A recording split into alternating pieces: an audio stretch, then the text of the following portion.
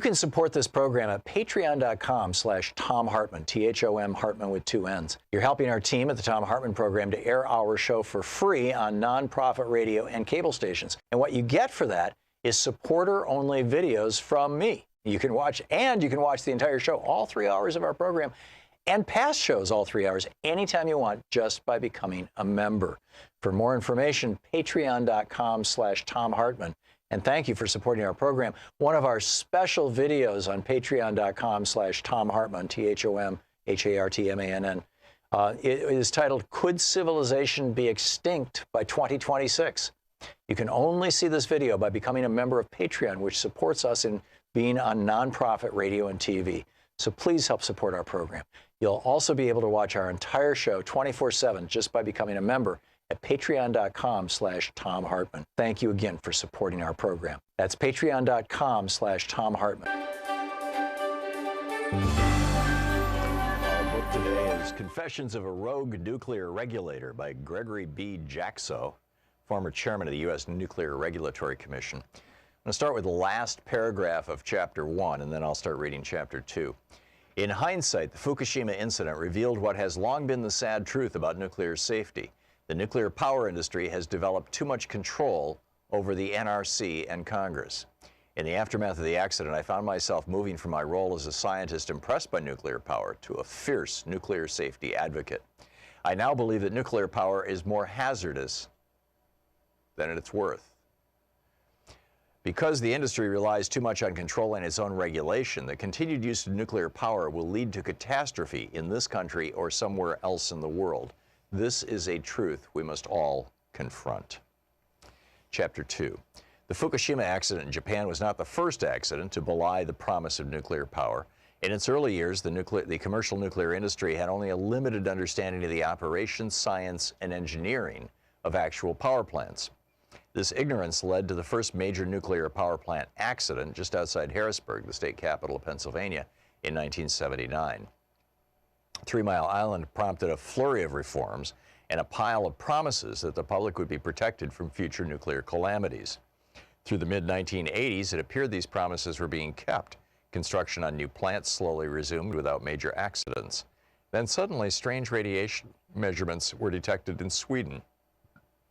Governments in Europe and throughout the world soon learned that a disaster had occurred at the Chernobyl nuclear power plant in the Soviet Union. Like a developing photograph in a bath of chemicals, the reality of nuclear power was starting to come clear. One nuclear accident was an oversight, a mistake, an aberration. 2 nuclear accidents hinted at a serious problem with the technology. A third would cement the conclusion that nuclear power plants were simply going to have accidents on a relatively consistent schedule.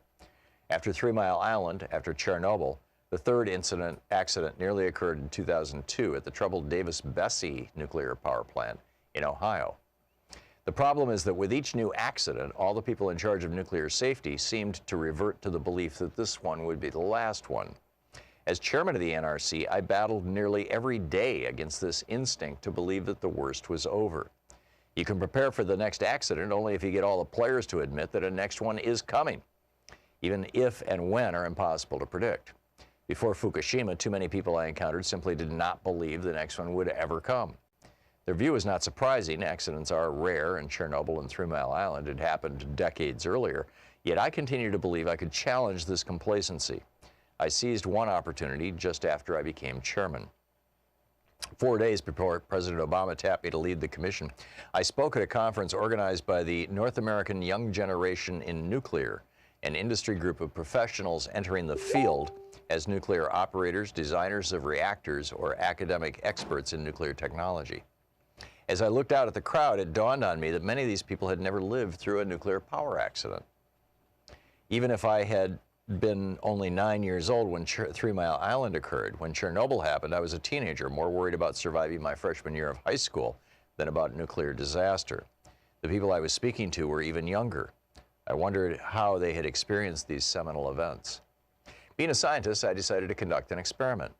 I asked everyone in the audience to stand if they were born after 1979, the year of 3 Mile Island. Nearly everyone stood. After they sat down, I asked them to stand if they were born after 1986, the date of the Chernobyl accident. Once again, nearly everyone stood. These industry-defining accidents have become dry case studies taught in college classes. The next generation of American nuclear power professionals has never experienced the confusion of a nuclear accident as it is happening. And so it's essential that we remember and teach the lessons of 3 Mile Island and Chernobyl, for reviewing these accidents shows common themes of missed opportunity, human failings, and technological overconfidence. No amount of forgetting can change these simple facts. The March 1979 accident at the 3 Mile Island nuclear power plant in Pennsylvania seems almost like something out of a science fiction horror film. The cover of Time magazine captured the national mood of chaos, confusion, and fear. The emergency read phrase "nuclear nightmare" slashed across the dark black cooling towers of the plant. There was no live-streamed video, as there would be after the Fukushima accident, but the public could imagine the scene inside the reactor. Just 12 days before the accident, The China Syndrome, a feature film starring Jane Fonda and Michael Douglas as reporters who uncover a major incident in a nuclear plant, had been released. Perhaps the hundreds of journalists gathered outside Harrisburg believed they too would land such a story. It started on March 28th at around 4 a.m. when a water pump stopped working. The failed pump affected the steam generators, large cylinders filled with many tiny metal tubes that help turn hot water from the nuclear engine into steam so that the turbines can generate electricity. When the flow of water was cut off, this massive heat exchange stopped working, creating the conditions for a serious accident. The reactor engine was immediately turned off, but so long as the reactor fuel remained hot, which it would for quite some time, its natural radioactive decay would continue, producing enough heat, called decay heat, to melt through the metal containers enclosing the reactor fuel. This same problem would later affect Fukushima. And then he goes through the whole process there. Confessions of a Rogue Nuclear Regulator by Gregory B. Jackso. Want to connect with the show online? You can find the Thom Hartmann Program on Facebook, Twitter, and Instagram.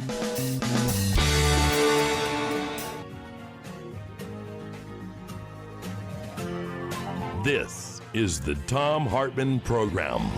Greetings, my friends, patriots, lovers of democracy, truth, and justice, believers in peace, freedom, and the American way. Thom Hartmann here with you. So last night, Wednesday night, on Fox So-Called News, Tucker Carlson went off on a rant about how men are in decline in America, which is leading to more drug abuse and higher incarceration rates. And what is driving that? Well, Carlson said that it was being caused by women who make more than men. Oh my God. Or maybe even women who make the same amount as men. He didn't say that, but I think it's implicit. It's insane. He goes on and he says, women generally don't want to marry men who make less money than they do.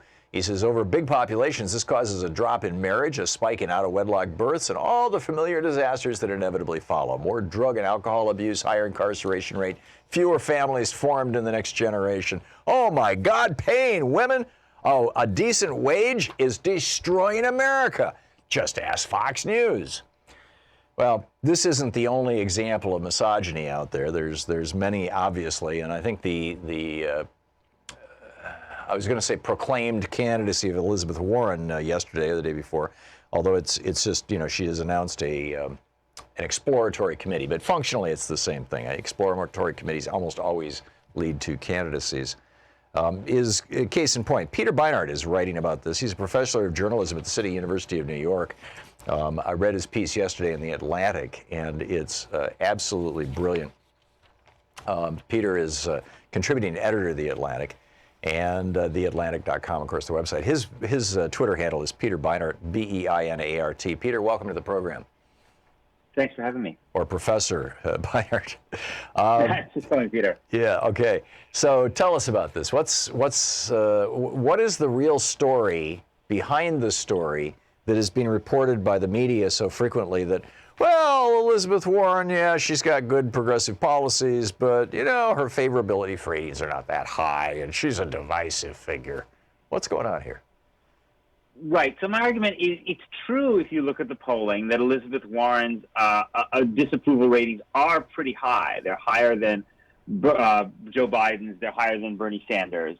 And so what happens, I think, when a lot of journalists write these stories is they note that, and then they kind of say, well, maybe it's because she has these progressive economic views, or maybe it's because of this Native American scandal thing. And I think what they basically look for particular things that are particular to her to try to explain this. Whereas what they need to do is actually understand that this is true for virtually all women politicians, at least women politicians who support a feminist agenda, who seek political power. It was true for Hillary Clinton. It's true for Nancy Pelosi. There's a lot of good academic research about the way that people, men in particular, and some women even, react very much more negatively to women's displays of ambition than men's displays of ambition. So my point is, if you're going to talk about Elizabeth Warren's high disapproval ratings, that's okay. You can talk about it. You can't leave out the gender component. The misogyny, essentially. Whether it's intentional or even knowing, or if it's just, hey, it's baked into the cake of our culture. Tell everybody about that study that you cited in your article, where they created the fictitious biography of a senator or a Senate candidate, as I recall, and then put a gender overlay on it. Yeah, this is a study that really kind of knocked me for a loop when I first read it a while ago. So basically, a couple of academics at Yale a few years ago gave people in this study two biographies of fictional state senators. They were exactly the same, except that one was male and one was female. And then they added into these biographies that this state senator was really ambitious and had a kind of will to power. And what they found was that for the male state senator, the fictional male state senator, it made him, this fictional person, more popular. But for the woman, it not only made her less popular, but created a kind of a moral outrage. And I think that phrase moral outrage is really helpful in understanding it, because I think what happens is that moral outrage doesn't necessarily get expressed in people saying, I don't like ambitious women, just like a lot of the racial hostility to Barack Obama wasn't expressed as saying, I don't like black presidents. But it gets expressed in a whole series of other ways that we have to look at critically. So I think with Hillary Clinton, it had to do with this idea that somehow she was uniquely dishonest or uniquely corrupt or uniquely unlikable, none of which is true. Her unfavorability ratings were like 20 points higher than John Kerry and Al Gore, who were also kind of stiff, right? Or again, with Nancy Pelosi, it comes off, well, she's from San Francisco, or as you say, people just say, oh, we don't really like her style or her mannerisms. And I think that if we look at what academic research has told us about the way people respond to women and ambition, we can try to unpack what that means. Yeah. In 2008, I had on this program, one of the top guys in the California Democratic Party, and I'm sorry, it's been a while, I don't remember his name. He was African American, and he came on and this was during the early primary when it was Barack Obama versus Hillary Clinton in 2008. And he came on the program and he said, we really need to be supporting Hillary Clinton because there's no way America is going to elect a black man whose middle name is Hussein. He said, it's just, it's just a done deal. It's not going to happen. And as much as he liked Barack Obama and, as much as he liked his policies, he said, it just ain't going to happen. He says, I'm a black man. I know how this works. So that was, sort of conventional wisdom for a couple of months during that primary. And in retrospect, it seems like he was making his bet wrong because misogyny is transracial. It's non-racial. I mean, misogyny is baked into the cake for basically all men, regardless of their race, and probably unconsciously at a lot of different levels. And also a lot of women. I mean, is that a reasonable conclusion to draw from the history of the last 10 years or so? Yeah, I mean, the studies show that, look, men are not the only group that have kind of traditionalist gender views, right? I mean, many more men have those views than women, but some percentage of women have those views too. Right. And to the degree that the idea of a female president or a female Speaker of the House, basically someone, it's interesting if you look at the advertisements that Republicans run against Nancy Pelosi. Often what the theme of the advertisements is that your local Democratic candidate or congressman who's a man is going to be under the control, bossed around, told what to do, under the foot of Nancy Pelosi. Right? And what this plays into is this anxiety about men being controlled by women being on top, which is exactly what Tucker Carlson is playing into, right? Yeah. That seems unnatural, threatening, even to some women, although to many more men. And so I think that this is not to say that a woman couldn't be elected president. I mean, I think a woman still could be elected president, but the hurdles are very great, and we can't begin to actually, I think, overcome those hurdles unless we're really explicit about what's going on. And what's been really frustrating to me over the last few days is to see all of these people who I remember, with Hillary Clinton, it was like, no, it's just Hillary Clinton I don't like. It's just her, Now, lo and behold, so many of those people also find Elizabeth Warren off-putting. Right. What a coincidence. Yeah, and the solution to this is, broadly speaking, is for us to all start calling it out. We call out racism in our society, we call out homophobia in our society, but misogyny is only rarely called out. There was a discussion about this during the Hillary candidacy, but I mean, I think actually, given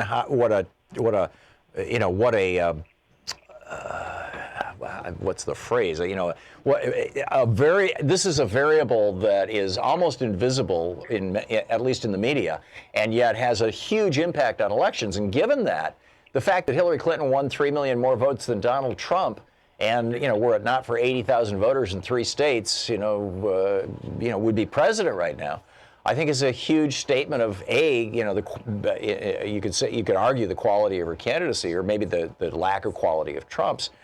But, B, the unreported role of misogyny in that election, too, in 2016. Yeah, I agree. Even I think we should have done it much more in 2016. We really need to grapple, I think, and reporters, journalists need to talk much more explicitly about, as you say, the way these things are baked in. The whole notion we have of what charisma looks like in a politician. You think about like the John F. Kennedy figure, right? And I think that's right. part of what works so well for Beto O'Rourke. And even to some degree, even despite the racial challenges that worked for Barack Obama, are very much connected to gender, right? Certain kind of even sex appeal, a certain kind of like notion of what a man, what a leader is. These things are all really, really, again, it's similar with our athletes, right? Think about how baked in our notions of gender are to what makes a great athlete, right? Mm-hmm. The way we think about a great athlete. And so we are only going to, I think we need to start, when we talk about Elizabeth Warren and the particular challenges that she faces and the way people talk about it, we have to situate it in that larger conversation and become more self-conscious and not just allow people to get away with saying, well, she's too aggressive, or she's shrill, or she's overbearing, or I don't like her mannerisms. We have to really try to ask what's really going on with those kind of statements. Right. Those kind of statements are basically code for don't like women in charge. We're going to hit a hard break here in just 1 minute. We're talking to Peter Beinart, professor of journalism at University of New York, about this issue. To what extent do you think that actually having a woman as president will blow up some of those stereotypes and will advance the cause of diminishing misogyny and increasing equality? So it's interesting. I actually wrote another piece which dealt with, I think, unfortunately, it's actually really a double-edged sword. On the one hand, it would be obviously tremendously valuable. And yet, if you look at the Barack Obama example, what we also saw is that while Barack Obama's election was an incredible step forward for the United States, it also produced a really, really virulent backlash, right? As we've seen with Donald Trump. And I think that the harsh reality that we probably have to face is that if we were lucky enough to have a female president, it would also produce a very, very harsh backlash. Because look how scared Tucker Carlson is now. Look how much he's seeding in this notion. We know from polling that most Trump supporters think that men face more discrimination in America than women, right? And that's what Tucker Carlson is pushing. Amazing. A woman president would only fuel those fears. But still, I mean, I think that we need to be pushing for it, right? Absolutely, absolutely. Okay. But it will be an ongoing struggle. Yeah, amen. Peter Beinart. Peter, thanks so much for dropping by today. Thank you, my pleasure. And for writing this. It's really, really well done. It's in The Atlantic. This is the Thom Hartmann Program. We'll be back with more of the news of the day and your calls. What do you think about misogyny, and how do we address this most successfully?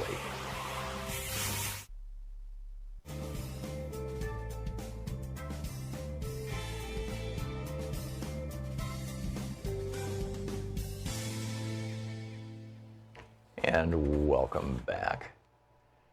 Jesse in Miami. Hey, Jesse, what's on your mind today? Thanks for watching Free Speech TV. Hey, thanks, Tom, for being there. Happy New Year. Happy New Year to you too, Jesse. Thanks, man. It's an off-base question, but I'm going to try to relate it this way. Elizabeth Warren, she could really be president because she don't want to run. Bernie said he would run. She became president when she shut up the job creators saying, "We help you." Yeah. I would suggest to her, being a woman, we are the jobs, especially women. We give birth to life. Where would life be without women? So, as far as women dealing with inequality, the basic question is, why do we need money? Why are we the only species that need money? I try to relate it to the topic of woman inequality by Elizabeth saying, we help y'all create jobs. And creators didn't have no answer to that because it's so true. Well, money is a stand-in. The question is, sorry, go ahead. No, I think money started out as a stand-in for labor. It was if in a barter economy, you wash my car, I'll mow your lawn. If those two things have relatively equal value, then we can simply do them. But what if, I'll wash your car and you paint my house? You're doing a hell of a lot more work than I am. So I have to figure out some way to compensate you for that. That's where you come up with money. I'll wash 20 other people's cars, and I'll take that money and I'll give it to you to paint my house. Thus money. Well, I would say I go back to original monkey see, monkey do. I've seen a video on the internet showing monkeys swimming across a river to get some fruit from a tree that, seemed that they could survive. But I can't imagine one of the monkeys saying, "I show you guys how to swim, and, in return, you could get the fruit." Yeah. It's like monkey see, monkey do. Somewhere it went off the line to where somebody just, say, "Okay, you got to have a partner, do what I do." Yeah. Can you imagine the guy who invented the wheel, where we would be if he charged a royalty or whatever for the wheel? But you see where I'm trying to come from, because to say, I wash your car, you paint my house. I mean, it's like, you owe me something, whereas in a family, mother, father, sister, brother, everybody do things for, because they love and want to do for each other. Yeah. And which is the basis of community and humanity. I think where money has really gone off the rails, I mean, if you just think of it as a medium of exchange, it's an entirely useful thing and a concept that makes perfect sense. If you look at it, though, as a way of accumulating wealth, even there, I mean, there's a certain rationality to it, because it's really, at the end of the day, money is a stand-in for food and for work. But some people, go over the top. I mean, accumulating so much wealth that it becomes toxic to society, and I would argue even to themselves. Jesse, it's a big topic. Thanks a lot for the call. It's always thought-provoking, the things you bring up. It's 22 minutes past the hour. We'll be back. How do we fight misogyny in our culture?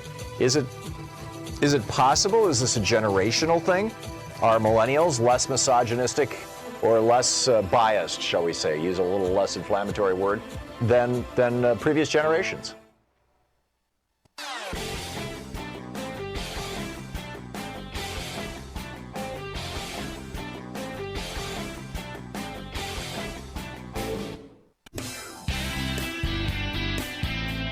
So when we look at this situation, when we look at this fundamental reality, getting back to the old quote from my friend, the Harvard psychology professor or psychiatry professor, that testosterone is the most dangerous drug in the world. This idea, misogyny is technically, literally, the hatred of women, and I think that's kind of the extreme end. Just like, overt racism is the extreme end of hate based on race. But in the middle area, which is the largest area, there's simply gender bias. just like there's racial bias. And this is like, real stuff. I think if you, there's a remarkable study that was published. In fact, I've got here we go. Got the story on it. Oh, no, I don't. It's over there. Anyhow, these researchers had, they put together an experiment where it was testing for empathy in rats. And they had white rats and black rats, lab rats. But some were pure white, some were pure black. And they took a white rat and put him near a body of water, as I recall, in a lab, and put another white rat in the water so that he was in distress. He needed some help. And the white rat, who was okay, would help out his buddy, the other white rat.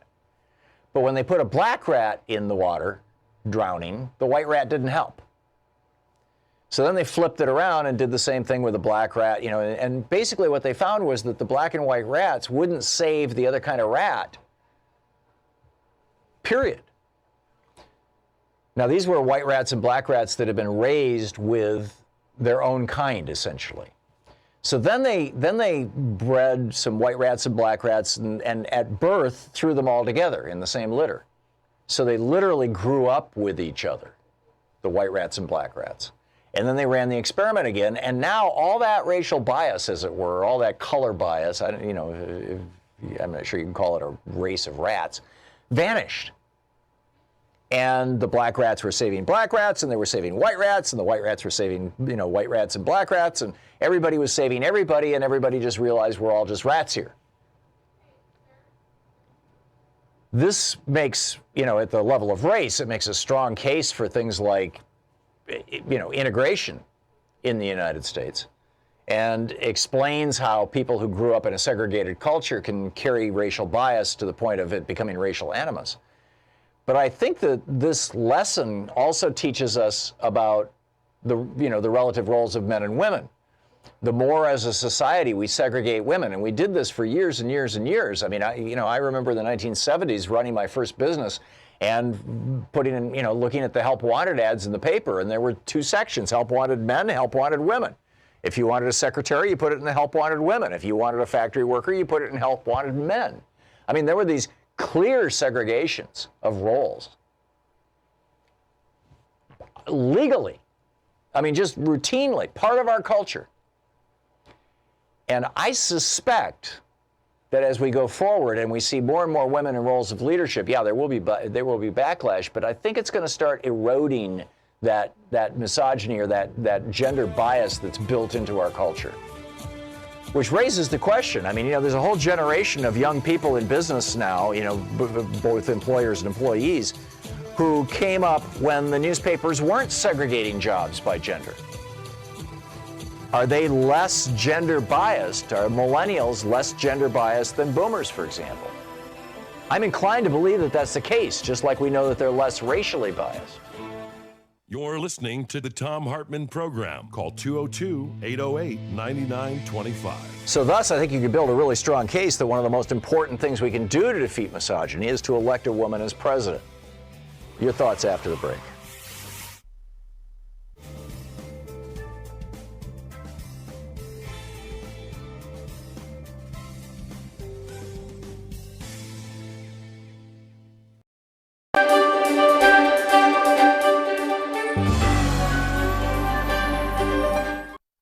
Our book today is From Slave Ship to Supermax, Mass Incarceration, Prisoner Abuse, and the New Neo-Slave Model by Patrick Elliott Alexander. This is Chapter 1. Talking in George Jackson's Shadow is the title, if Beale Street could talk. Prison preoccupied the literary imagination of James Baldwin. Yet his biographer David Leeming is one of the few to notice that prisons and prisoners were a significant part of Baldwin's own personal experience. Even the most cursory glance at Baldwin's published works and interviews bear out Leeming's important observation. In his essay Equal in Paris, 1955, Baldwin reveals that during his time in France, he was, quote, arrested as a receiver of stolen goods and spent 8 days in prison. While confined, Baldwin witnessed with great shock another incarcerated man's bleeding and wounding go unattended intentionally by prison staff. In his longer essay, No Name on the Street, 1972, Baldwin reflects on frequent prison visits that he made to his friend Tony Maynard, a black man who suffered violent treatment from guards after he was falsely accused with the murder of a white U.S. Marine. Baldwin's advocacy for black political prisoners in particular deeply informed his writings and public addresses throughout the 1970s and included actions such as aiding in the release of imprisoned Black Panther Party co-founders Huey P. Newton and Bobby Seale. In 1970, Baldwin was so outraged by the appearance of Angela Davis, the black revolutionary and advocate for political prisoners, in handcuffs and mock mugshot posture on the cover of Newsweek magazine, that he published an open letter to the New York Review of Books in which he deemed her jailing a continuation of slavery and a foreshadowing of a radicalized epidemic of mass incarceration at one and at the same time. Quote, only a handful of the millions of people in this vast place are unaware that the fate intended for you, Sister Angela, and for the numberless prisoners in our concentration camps, for that is what they are, is a fate which is about to engulf them too, end quote. When Baldwin spoke out about racism in the criminal justice system in the Dick Cavett Show in 1973, he won widespread admiration among imprisoned black communities, receiving, quote, so many letters from them that he determined to arrange a Christmas version of his musical drama, The Hallelujah Chorus, that would tour American prisons. Finally, in 1982, Baldwin published a letter in which he insisted that artists and prisoners have more in common with one another than have servants of the state. Baldwin was a stranger neither to witnessing nor to writing about prisons and prisoner abuse. Yet Baldwin's oeuvre had not been examined extensively in the context of his engagements with the literature and life experiences of imprisoned men and women. This chapter focuses on Baldwin's understanding of prisoner abuse and police intimidation as interrelated, radicalized social control functions of the contemporary U.S. carceral state, and pays careful attention to how his historicizing of radicalized state violence in fiction is shaped by his admiring engagement with the writings of imprisoned intellectuals. Baldwin, I contend, alludes to the human chattel conditioning, disciplinary violence, and economic exploitation that typified the institution of slavery in his Black Liberation Movement era short stories and novels to situate his black working class characters' subjection to racial profiling, police brutality, wrongful incarceration, indefinite solitary confinement, prisoner abuse, and premature death in racialized historical context. Focusing mostly on Baldwin's novel If Beale Street Could Talk, 1974, this chapter explores how Baldwin, inspired by the narrative techniques of the imprisoned intellectual George Jackson, links a repressive logic of racial terror from the era of antebellum slavery with the state's practice of white supremacist social control into the contemporary criminal justice system. I argue that by incorporating Baldwin's conception of neo-slavery into the elusive framework for Beale Street, Baldwin elucidates the predictability, rather than the aberrant nature, of black men's hypercriminalization, incarceration, and brutalization by the state. Beale Street thus exemplifies well what I theorized in the introduction as a neo-abolitionist novel. With this work, Baldwin becomes the first canonical African-American writer to construct a conceptual model of the prison industrial complex in fiction that privileges the narrative viewpoint of its captives while also making apparent slavery's vestiges in the contemporary U.S. criminal justice system. My point of departure for this chapter is Baldwin's career-length consideration of racial terror as a state-sanctioned social control function of both pre- and post-slavery American life, and the relationship of this instrumentalist terror to blacks' recurring encounters with state violence in the late 20th and 21st centuries. This contextualization establishes a broader framework within which my reading of criminalization and punishment in Beale Street might be understood. Baldwin's witnessing of the physical, psychological, and spiritual harm that the criminalized black body endures at the hands of the state shows up prominently in his nonfiction works as well. In his book-length essay, No Name in the Street, for instance, Baldwin's assessment of wounds that prison guards inflict on his former driver and bodyguard, Tony Maynard, a wrongfully incarcerated black man, is characteristically disturbing and damning. The book, From Slave Ship to Supermax. Want to connect with the show online? You can find the Thom Hartmann Program on Facebook, Twitter, and Instagram.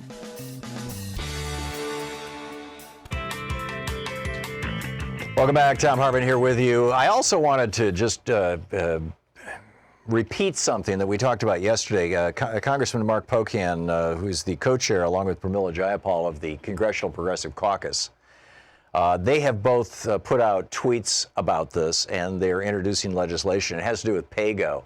And this is where a few Democrats, progressive Democrats, who really didn't know how Congress works, all the details of this, went off mistakenly. And it really needs to be fixed. I tweeted about this morning, this Medium.com article. Basically, we have a law, pay as you go. And under the law, the law allows Congress to, when they pass legislation, to include in that legislation specific waivers of the law. This is how the Trump tax cut got passed. Right? But, you know, the House and the Senate, both of them, controlled by Republicans, they both, because the House rules and the Senate rules allow them to make PAYGO statements, they both waived the PAYGO rules, and thus Trump was able to add $1.5 trillion to the national debt. If you're one of our Patreon and sponsors or YouTube sponsors, be sure to check out the new. So now, as long as the House still has a PAYGO rule, they can use that rule to waive the law. Now, Pocan and Jayapal are both putting forward legislation to do away with the law, which we all need. The law needs to be done away with. But if the House does away with the rule, then they won't be able to waive the law. Now, I realize this sounds backwards, right? People would think, well, you know, why would the progressives want to have a PAYGO rule in the House rules? The only reason is to be able to use that rule to waive the law. And people are running around yelling, oh, my member of Congress is you know, an idiot because they're in favor of keeping the PAYGO rule in Congress. Well, if you get rid of that rule, then Trump gets to cut Medicare by billions. I mean, you know, billions. Because the Senate will impose PAYGO and the House can't waive it. So anyhow, just so you know. But back to misogyny. Charisse in Paulsboro, Washington. Hey, Charisse, what's up? Hi. Can I make one tiny point about money? And then my big point was about misogyny. Sure. I've done some studying of Native American potlatch tribes. And when it started out, it was about the richest person in the community having these big dinners, including everyone. And then they would get more elaborate as they got more money. And then they would start giving gifts with their things, you know, medals, baskets, stuff like that.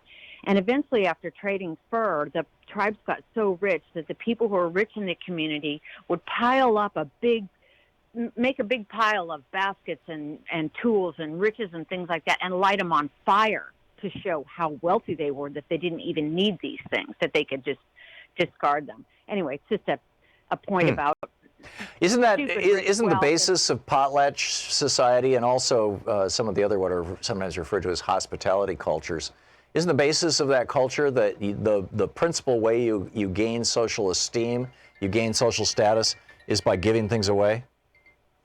Yeah, it was. And then it just got to the point when they started trading furs that they had so much money, it showed prestige and wealth that you could just burn these things. And it didn't. I mean, it was crazy, but it was. So anyway, onto the female thing. I think it's just a cultural thing with the United States and a lot of other countries as well. But when you look at Angela Merkel and England and the females that they've had in charge, Theresa May, Thatcher, things like that. Yeah. South America has several countries with female leaders, and I had to study non-Western minority study anthropologies in college, and I remember the matriarchal societies in South America, where eventually the grandmother was, you know, the head of the family, but of course the wives were nothing, and the men were supposed to cheat on them and all that, and you didn't claim status until you were a grandmother. But there are so many other countries that have women in charge. Isn't this just a male thing? I mean, look at Catherine the Great, and an American thing, Catherine the Great in Russia. Mm-hmm. I mean, in Russia. And the nice thing about when she was a leader, she provided health care for her people because she knew that she would have a stronger tax base and a stronger, country if her people were healthy. Yeah. And I think that's one of the great reasons to have a female in the presidency is I think the compassion factor is, exponentially. Right. I wonder, that's a fascinating question, Charisse. Is misogyny or gender bias or whatever is a kind of a mid-range word. Is it more severe in the United States, and I would add Australia to that mix, than the rest of the world? And if so, why? Yeah, right. I think it is. It seems that way, and it might have come. Go ahead. Is it because of royalty? I don't know. I mean, it could be because of our cowboy culture. I mean, I just wrote this book on gun culture and how our gun culture came out of slavery essentially, and the genocide of Native Americans. And there's this whole macho piece associated with the founding of this republic on the murder of 50 to 100 million Native Americans and the enslavement of millions and millions of Africans. I mean, those are not female values generally. Those are what are perceived to be very male values: hierarchy, domination, control, and they're very much ascendant here, and I would say in Australia as well. Again, a culture that was largely based on wiping out the local indigenous people. The indigenous people of Europe are thousands of years in distant memory. Nobody even is sure who they were. So I don't know. It's an interesting one. Charisse, I need to move along. Other callers, thank you for some very, very thoughtful comments. It was great. Bob in San Jose, listening on AM 910. Hey, Bob, what's up? Well, I was going to say, I think we've got another little place where the misogyny is breaking down a bit. And in 1950s, early 60s, my sister was the first woman to take mechanical drawing and drafting in high school. And I was the first to take shorthand. Yeah, I took typing when I was in 7th grade, and my father forced me to do it. He said, this will be one of your most useful skills. You are going to do this. And it was me and 26 girls, 13-year-olds in the class, and I was horribly embarrassed. But to this day, probably the one thing that I learned in school that has been the greatest blessing to me is I know how to type really fast. Well, I was in that same category, too, as a matter of fact. Yeah. Because I learned typing because I was told you're going to be doing term papers. Yeah. So the net of what you're saying, Bob, is as we break down these stereotypes, as we break down these roles, that their hold on us becomes diminished. Is that essentially what you're saying? Yeah, I think you're right. I think you're right. The big question in my mind is why is it so uniquely difficult in the United States? I mean, Maggie Thatcher, Theresa May in the UK, Angela Merkel in Germany. Well, I think it's breaking down. Where I live, San Jose, we've had Zoe Lofgren in the legislature, and we've had a number of other females that have been in the state and in the county level and so on for years. Yeah. Well, you wonder if England was prepared for Maggie Thatcher by Queen Elizabeth, and Queen Victoria. I mean, they actually had female heads of state, and we haven't. Bob, I want to get some other callers in here. I think they're right, though, in that regard. Yeah. There you go. Thank you, Bob. John in Los Angeles, listening on KPFK. Hey, John, what's up? Hey, how you doing, Tom? Good. Glad to see you back. I guess I'm the invisible X, or a representative of the invisible X that you're missing. See, it's not basics of just misogyny or gender bias that he's trying to gender up the fear from. It's the fact that you're talking about Tucker Carlson. Right. Okay. It's the fact that Australia and the United States have a history of something. Slavery. And if you read a book called The Religious Instruction of the Negroes People, it explains how they separated us so badly to where they made our women not want us because we didn't have certain things. It's between that plan there, the Bob plan, the Bob Bland plan, and the Black Desk documents that you can find in the FBI, these things were set up really to tear us apart. Yeah. And they did, because if you look at the mainstream media, they always tend to say, not the black voters, they say the black woman vote, the black woman vote. 9 times out of 10, you'll hear the black woman vote, but you will not hear the black vote. And it's constant. Yeah. And it happens so fast that you almost generally don't recognize it. And you see that as a pernicious thing. That's fascinating, It's John. been weaponized on us. Yeah. So they know that if you could use something as a weapon on someone, it can also turn around and be a weapon on you. Yeah, there you go. And John, that's where it is. yeah, John, thanks a lot for the call.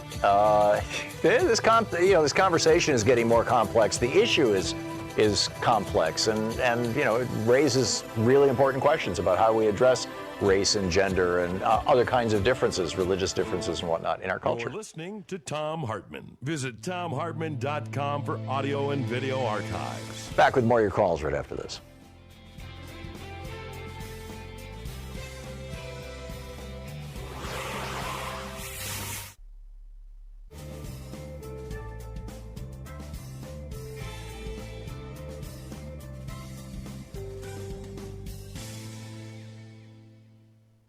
And welcome back. Joshua in Vashon, Washington. Hey, Joshua, what's up? Oh, well, hey, Tom. It occurs to me, at least in America, I've traveled quite a bit around the world, but in America in particular, one of the biggest,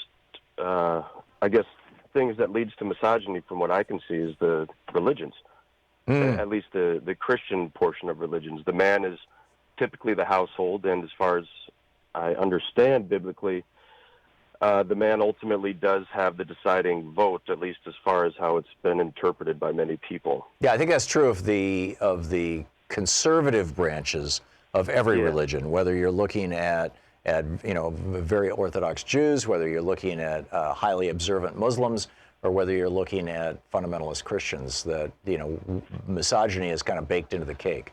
They all point back to Adam and Eve, that Eve tempted Adam, and that's where original sin came from. And, we're all in need of salvation because we were born out of a woman's womb. Yeah, on that note, before I go, you've said it before, but Ishmael is a phenomenal story about that. Yeah, absolutely. If you really want to know the history of the human race, read Dan Quinn's book, Ishmael. Joshua, thank you for the call. May I say one quick thing, because I never know when I'll get back to you again? Yeah. Go for it. Thank you, sir. It occurred to me a while ago, having a discussion with someone about white privilege, et cetera, that at least here in America, there's one particular group of people who has never had to ask for a right, yet has assigned rights to everyone else, and that is the white male since European colonization. Yeah, you're absolutely right, and you could argue that the reason why is because they had the guns. They control the technology, but I think it's actually more complex than that. But it's a good one. Thank you, Joshua. Morris in Long Beach, California, also listening on KPFK. Hey, Morris, what's on your mind? Morris? Usually, there's got to be something wrong here, because usually Morris is right there. Let's try Luis in Portland, Oregon. Or is it Lewis? Lewis. Lewis. Hey, Lewis, what's up? Great conversation. Gosh, brought up a whole bunch of stuff by people. Real quick, I noticed that when we're talking about misogynism, I had been part of the Cascade Festival for African Film out here in Portland, Oregon, which is one of the longest running African festivals here. And they did films of misogyny from various cultures and various tribes and countries in Africa. And one of them that was quite caught my attention was a generation of Nigerian men and women who grew up in which the men felt that women could do anything men could do, no matter what it was. But there was this idea of capital C culture and capital A art that women could never approach because they were female and not male. And an example, misogynism. In Australia, there's a young man I just saw on BBC Heart Talk who's a boomer, like me and you, and who's examining that idea of misogyny in Australia because he was influenced a lot by Aboriginal culture, in which several Aboriginals are also examining their own form of unique misogyny amongst the religious aspects in their tribes. and they're also examining the idea of the good bloke. And he grew up with several people who were priests and dad who were peaceful. So you're right, it is complex depending on where it comes from, and some of the roots are a bit spread around. Yeah, it definitely seems so. Louis, thanks for the call. This is turning into a fascinating conversation. We'll be back. It's 10 minutes before the hour.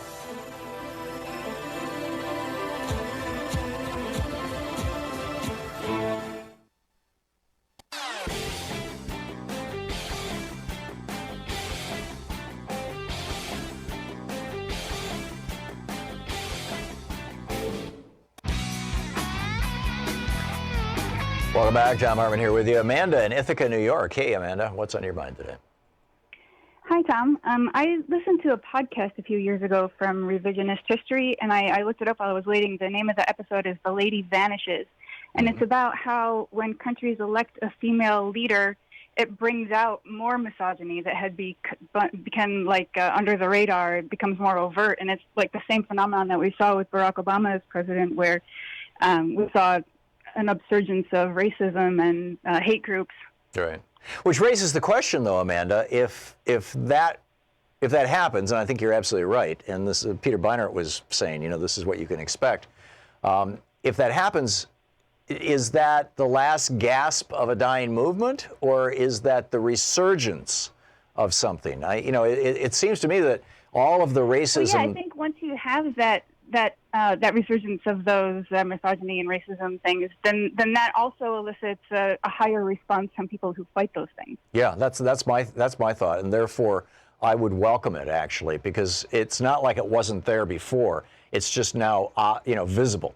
It's not like the white racists, the Charlottesville people, just all of a sudden decided to become racists. They were always racist. They just suddenly decided that they could talk about it out loud and in public. And now, a lot of them have lost their jobs, and many of them are viewed as social outcasts. And the consequence of that is that other young men coming up are looking at them going, well, that's not a good role model. So it seems like, step by step. Amanda, thank you for the call. Janet in Ypsilanti, Michigan. Hey, Janet, what's up? Hi, Tom. Thanks for your show. Thank you. So, I think this is a lot based on sex, actually. I think that men believe that if women get too powerful, then they'll restrict sexual behavior. I don't think men are ready to give over that power to a woman. Not at least not in America. We have countries like Brazil and Costa Rica that had female leaders, and look what happened to them. So I do think misogyny increases if a woman is president. I think maybe if we started out with a woman as vice president, it might be a little better. I just feel like the country's not ready. The men in this country are not ready. My dad died almost 3 years ago, and it was during the Trump, whatever that was, debacle. Primary campaign. And yes, the campaign. And he looked at me and he said, there's no way Hillary Clinton is going to get elected. He said, this country, the men in this country are never going to be ready for a woman to be president of this country. But she got 3 million more votes than Trump did. I mean, she did. There was broad support for her, and I really think this election is an anomaly. I listened to a lot of the women and the way they talked about her, and I just said, wow, this is. I just don't think we're there yet. I think there's more backlash. I think there was more backlash to Bill and Hillary Clinton, or let's specify Hillary, from people who viewed her as part of the new ruling elite, essentially. The Clinton Global Initiative. They go to all the big parties. They hang out with the billionaires. They become multimillionaires themselves. They support neoliberal policies that are more elite-centric rather than grassroots centric. It's not the Bill Clinton who is running for governor of Arkansas, and my sense during the campaign was that was the thing that that upset people more than the fact that she was a woman. Although who's going to say, yeah, I don't like her because she's a woman? You know, people aren't just, you know, men aren't not going to come out and say that. But interesting points all. Janet, I thank you for the call. Rich in Mission Viejo, California. Hey, Rich. Hi, Tom. Hopefully you're a savior. What I want to do is I want to see if there's any way of enacting the fairness doctrine. Okay, and I was thinking that if I could get maybe corporate phone numbers and mailing addresses and everything, I want to try and Rich, the fairness doctrine is a whole completely separate and different topic than what we're talking about right now. So, we can address that when we address that. Cherise in Delray Beach, Florida. You wanted to talk about misogyny, Cherise? Oh, hi. It's Cherie. No S on the end. Okay. Yeah, I just wanted to share a thought about this, what we're talking about on how can we fight. The question is, how can we fight misogyny? Right. I just had a couple thoughts on this quickly. First of all, thank you for your show. Thank you for doing what you do, and thank you for being you. Thank you for that. Firstly, this is a great show, and you keep my blood pressure lower than if I kept news on during this time of the day, and it's wonderful. And I love to hear you read, and I love your book suggestions. I had just a couple thoughts on this. The first one is I come from a family where I've seen sort of both sides of the coin. Like my father's parents were very much Archie, Bunker, and Edith. You know, they each had a chair. She had her place. He expected things a certain way. He was kind of cantankerous and mouthy, and they were both military from that era of the 40s. You know, right. Wonderful, interesting, lovely people. And she was a strong, wonderful woman. She just had a different presence than, let's say, my mother's, mother and father. Totally different type of thinking on the other side of the coin. I'm sure you can figure out what I'm saying here. Mm-hmm. I think there are two ways we could possibly do this, and that is this. Firstly, this is just a thought. I mean, I don't know if I'm right. People go by facts.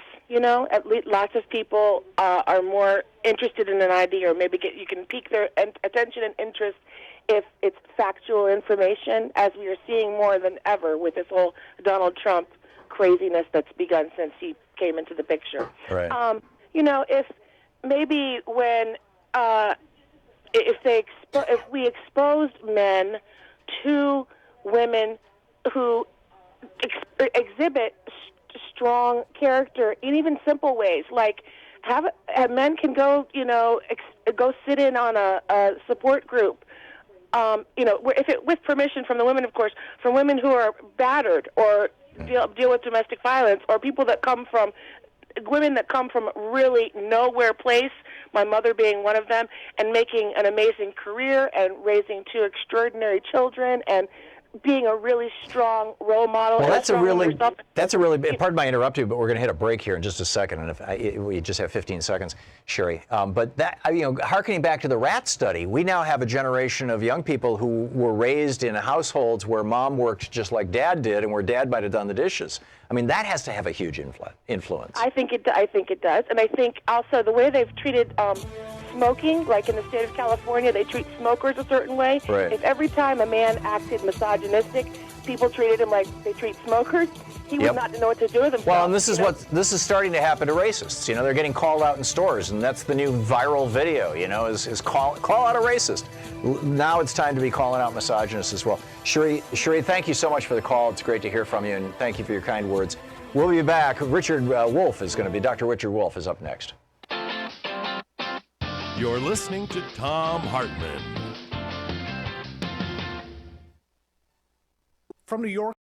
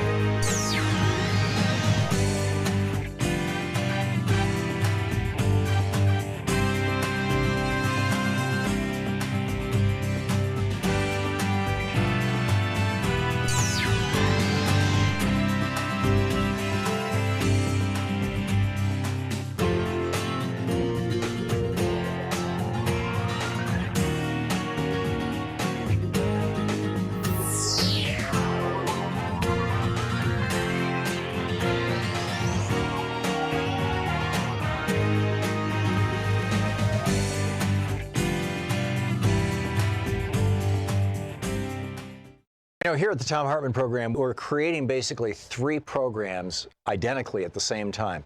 We've got the normal commercial program. We have our television program that is carried by Free Speech TV, and we do fundraisers for Free Speech TV, and a small amount of that money comes back to us, which helps us provide that show to Free Speech TV. So that stream has its own revenue stream in it. And then we also provide a nonprofit radio show with no commercials in it that's completely nonprofit compliant to our Pacifica affiliates, to the stations all over the country, nonprofit stations. We pay for that one because we don't charge them by your support at Patreon. And in exchange for that, over on Patreon, you can get the full 3-hour show, archives of the show, and special clips like this amazing clip that we're just now putting up about 6 ways America is becoming a third world country. Check it out, patreon.com/Thom Hartmann. Thanks so much for watching, and I hope this clip was useful to you, and thanks so much for supporting our program.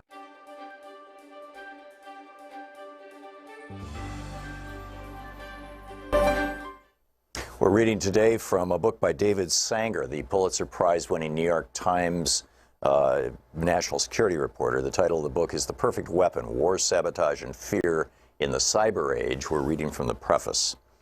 A year into Donald J. Trump's presidency, his defense secretary, Jim Mattis, sent the new commander-in-chief a startling recommendation.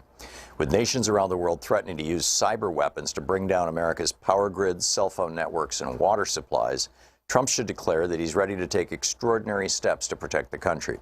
If any nation hit America's critical infrastructure with a devastating strike, even a non-nuclear one, it should be forewarned that the United States might reach for a nuclear weapon in response. Like most things in Washington, the recommendation leaked immediately. Excuse me. Many declared it a crazy idea and wild overkill. While nations had turned their cyber weapons against each other dozens of times in recent years, no attack had yet proven to cost a human life, at least directly. Not the American attacks on Iran's and North Korea's weapon programs, not the North Korean attacks on American banks, a famed Hollywood studio, and the British healthcare system, not the Russian attacks in Ukraine, Europe, and then at the core of American democracy. That streak of luck was certain to end soon, but why should Donald Trump or any of his successors take the huge risk of escalating a cyber war by going nuclear? The Pentagon's recommendation, it turned out, was the prelude to other proposals delivered to a president who values toughness and America first to use the nation's powerful cyber weapons far more aggressively. But it was also a reminder of how quickly the fear of devastating cyber attacks has moved from the stuff of science fiction and die-hard movies to the center of American defense strategy. Just over a decade before, in 2007, cyber attacks were missing entirely from the global threat assessment that intelligence agencies prepare each year for Congress. Terrorism topped that list, along with other post-9/11 concerns. Now that hierarchy has been reversed. For several years, a variety of cyber threats, ranging from a paralyzing strike on the nation's cities to a sophisticated effort to undercut public confidence in its institutions, has appeared as the nation's #1 threat on the list. Not since the Soviets tested the bomb in 1949 had the perception of threats facing the nation been revised so quickly.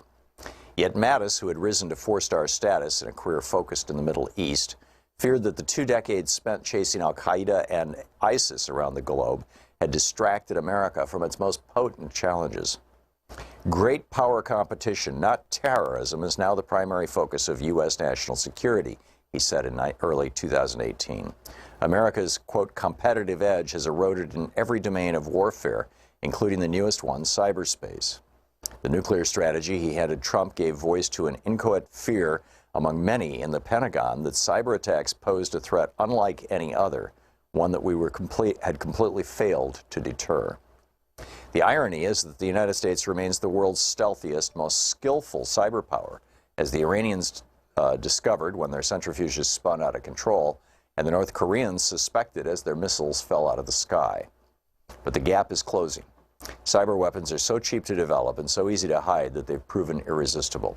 And American officials are discovering that in a world in which almost everything is connected, phones, cars, electrical grids, and satellites, everything can be disrupted, if not destroyed. For several years, the thinking inside the Pentagon was that only nations with nuclear weapons could threaten America's existence. Now that assumption is in doubt. In almost every classified Pentagon scenario, for how a future confrontation with Russia and China, or even Iran and North Korea, might play out. The adversary's first strike against the United States would include a cyber barrage aimed at civilians. It would fry power grids, stop trains, silence cell phones, and overwhelm the internet. In the worst-case scenarios, food and water would begin to run out. Hospitals would turn people away. Separated from their electronics and thus their connections, Americans would panic and turn against one another. The Pentagon is now planning for this scenario because it knows many of its own war plans open with similarly paralyzing cyber attacks against our adversaries, reflecting new strategies to try to win wars before a shot is fired. Glimpses of what this would look like have leaked out in recent years, thanks partly to Edward J. Snowden, partly because of a mysterious group called the Shadow Brokers, suspected of close links to Russian intelligence, obtained terabytes of data containing many of the tools that the National Security Agency used to breach foreign computer networks. It didn't take long for some of those stolen cyber weapons to be shot back at America and its allies in attacks whose bizarre-sounding names, like WannaCry, suddenly appeared in the headlines every week. Yet the secrecy surrounding these programs obscures most public debate about the wisdom of using them or the risks inherent in losing control of them. The government's silence about America's new arsenal and its implications poses a sharp contrast to the first decades of the nuclear era.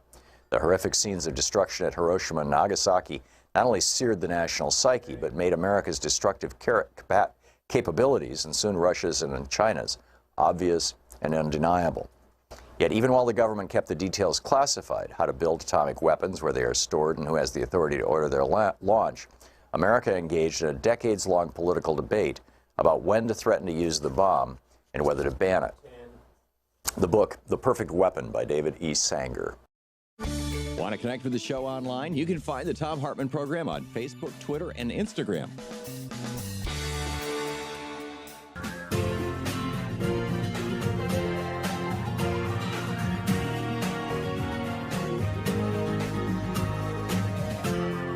This is the Thom Hartmann Program. Welcome back. We're going to continue our conversation on the role of misogyny in American politics and race and all this other stuff in the fascinating rat study. There's just some fascinating stuff coming out of this, and we'll continue to pick up your calls on these issues. And I want to get back to the PAYGO issue because there's so much misinformation and misunderstanding around this. But first, I want to talk about economics. And Dr. Richard Wolff is with us, the economist and co-founder of democracyatwork.info. His website, also rdwolf with 2fs.com. You can tweet him at Prof. Wolff, Profwolff. Dr. Wolff, welcome back to the program. Thank you, Tom. Glad to be here. It's always great talking with you about these issues. You know, when I was a kid growing up, there was this show on TV called Route 66. Martin Milner, and I forget his co-host's name. They drove in this little car from one end of the country to the other on Route 66. This was, before the interstate highway system had really kind of taken over everything. And every week they would be in a new little town, and you knew what the town was because the bank was named after the town, and there, if it was, Anywhereville, Montana, there would be the Anywhereville Bank and the Anywhereville Motel and the Anywhereville Diner, and all the business was local, and everything, and the money stayed in the local economy, and back then there were probably over 100 companies making drugs and lots of retail stores and lots there was diversity in the ecosystem of the economy. And it seems to me, and correct me if I'm wrong on this, that diversity has essentially been shattered, that we now have what looks like monopoly. It's not absolute monopoly because it's not one company controlling the entire drug industry, one company controlling the entire media world, one company controlling all of retail, but 5 or 6. It seems like every sector of our economy you can come up with, you can name 5 or 6 companies that control more than or in the neighborhood of 80% of the entire marketplace in that industry. How did we get here, and what does this do to an economy and the people who live in it? Well, you're absolutely right. That is the norm. In economics, there's a term for it. It's called oligopoly. It's when you don't have one, which would be technically a monopoly, but you have a small number, so small that even if they don't formally get together, they can coordinate their behavior, and so they present to the market almost as if they were divisions of one, even though they are technically separate. So yeah, we see that. We see this with the airlines. We see it with the drug companies. We see it with the gas stations. That's right, and the high tech is like that, and it's the tendency that we've had in a capitalist economy from the beginning. And I like your historical introduction because that's the issue. We have been working, we, the United States, on this problem for at least the last 150 years. The Sherman Antitrust Act of 1890, the Clayton Act of 1914, countless antitrust legal settlements, lower courts all the way up to the Supreme Court. Over and over again, this economic system sees competition among enterprises resulting in the victory of some and the defeat of others, followed by the winners eating and absorbing the losers until there are only a very few left. And the sad thing is, there doesn't seem to be a lesson learned here. Each time it comes to the surface, as it is doing right now, both on the left and right of American politics, it is as if we're discovering something new. It isn't new. It's the same thing we've been trying to control for a long time. And what we've learned is simple. You can pass a regulation. You can pass a law. We have done that, been there, done that, and it doesn't work. The companies that want to become powerful enough to set the prices in the market, to control and get around the competition that would otherwise limit them, they find a way to use their wealth to do that, to buy the politicians, to evade the laws and regulations, and it's what we have. And so it is a little painful for some of us to read the proposals, whether they come from Tucker Carlson on the right or from Alexandria Ocasio-Cortez on the left, for more reforms, because in a sense, that is what we have learned over the last century does not work.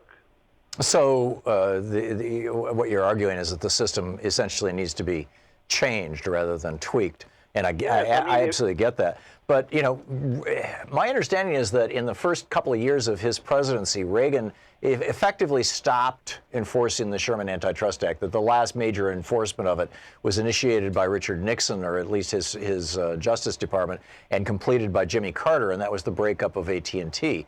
Right. And that when Reagan's basically suspended those rules, stopped enforcing the law, that kicked off this explosion, the mergers and acquisition mania. I mean, it was a big part of the 80s, and it was immortalized in Michael Douglas's movie, where he's yelling, "Greed is good." Right. Wall Street was the name of the movie, as I recall.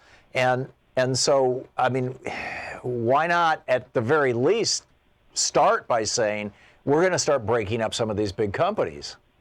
Well, that would at least be the kind of strong reform that we've had. But I hate to tell you, I don't mean to be the bearer of bad news. I would love to be able to suggest or propose another reform of the sort we've had in the past. But we have broken up corporations. Teddy Roosevelt was a president whose nickname was Teddy the Trust Buster, because he went around busting up the trusts, which were the names that we gave to monopolies, a century or so ago. It didn't work. And the sad reality is, even when you break up a monopoly, as, for example, breaking up AT&T into the regional bell companies and so on, all you do is reestablish the very competitive capitalist system, which then produces the monopoly. It's like a game in which you know the outcome, and even when you redistribute the pieces of the game, the outcome is already foretold. We have a system that makes it profitable to become an oligopolist or a monopolist, and so the companies, sooner or later, either on their own initiative or in response to the initiative of their competitors, follow suit, and then we get what we've got. Yeah. It's remarkable. So as an alternative, you're going to the largest frame here and saying that we need to be questioning essentially this capitalist system and replace it with... Absolutely. And I think, look, you can think of the last century as a time when we tried very many reforms of all sorts to cope with the monopoly tendency, to cope with the depression of the 1930s, the instability of this system. We have tried a dozen programs, taxes and otherwise, to do something about the income and wealth inequality the system generates. We do all of those sincerely. We make an honest effort, and sooner or later this system undoes those or gets around them or makes us forget or tries to make us forget. At a certain point, you stop doing that because it is the sign of sanity not to keep doing the same thing when it doesn't solve the problem you're trying to overcome. And that's why I think we're overdue to have that difficult, which I admit, difficult conversation about the system itself instead of trying to fix it in ways we know do not work. But gardeners battle weeds year after year after year, and at some point they don't throw their hands up and say, screw it, I'm not going to grow food anymore. It's just like battling weeds is part of the territory. It seems like battling monopoly is part of the territory of having a capitalist system. If we're going to throw out the capitalist system and replace it with something else, we've seen, attempts to come up with solutions that are not fundamentally capitalist. The Soviet Union, for example, it didn't work out so well. You look at, China is now, incorporating capitalism into their communism and very aggressively, as is Vietnam. Where have we seen an alternative to capitalism actually work and produce both prosperity and what, might generally be called freedom? I'd give you two answers. Number one, I agree with the criticisms of the Soviet Union and of China. They have things to teach us that they achieved, and they have things to teach us that we must avoid at all costs. And we have to learn those lessons just like we have to learn the lessons of what was achieved and what was failed at in capitalism. But I think the human condition is one where precisely you keep looking for the better alternative. I mean, let me give you an example from your choice here. If we can't defeat the weeds with the mechanisms we've had, we don't say, well, we give up. We begin to say, okay, we have to look in a different way. Maybe the last 50 years of using pesticides and insecticides and herbicides are not the way to go. We have made a mistake. We have tried to solve the problem, and maybe we should start all over again and say, let's build an organic system, one that doesn't rely on fertilizer and all the rest of it in the traditional way. And I think that's what we have to do in economics. And as to models, I think we already have them. I like to talk about Mondragon in Spain. I like to talk about the Emilia-Romagna area of Italy, because those are places in the world that have tried to change the system at the base by reorganizing the enterprises so they are not profit-driven. They're driven by the kind of community benefits that an industry ought to serve as its primary bottom line, rather than the profits of a relatively small number of people. And I think if you look at Mondragon over the last 50 years or Emilia-Romagna over the last 50 years, you can see the practical results of an economic system based on a different premise. And given how difficult it is to continue with a capitalism and it isn't working real well, and wanting to avoid the pitfalls of the early efforts at socialism that didn't work out well enough, it might be wise now to go in the direction of a different organization of the enterprise, so it isn't run by a few people, whether they're private individuals or government officials, but run democratically. That might give us a solution that would make us regret that it took us so long to get to it. Remarkable. Professor Richard Wolff, the economist, co-founder of democracyatwork.info, author most recently of Capitalism's Crisis Deepens, essays on the global economic meltdown. Dr. Wolff, thanks a lot for dropping by. Okay, and Happy New Year to you. Thank you. Happy New Year to you too, sir. Take care. We'll be back. This is the Thom Hartmann Program. Back with more of the news of the day and your calls right after this.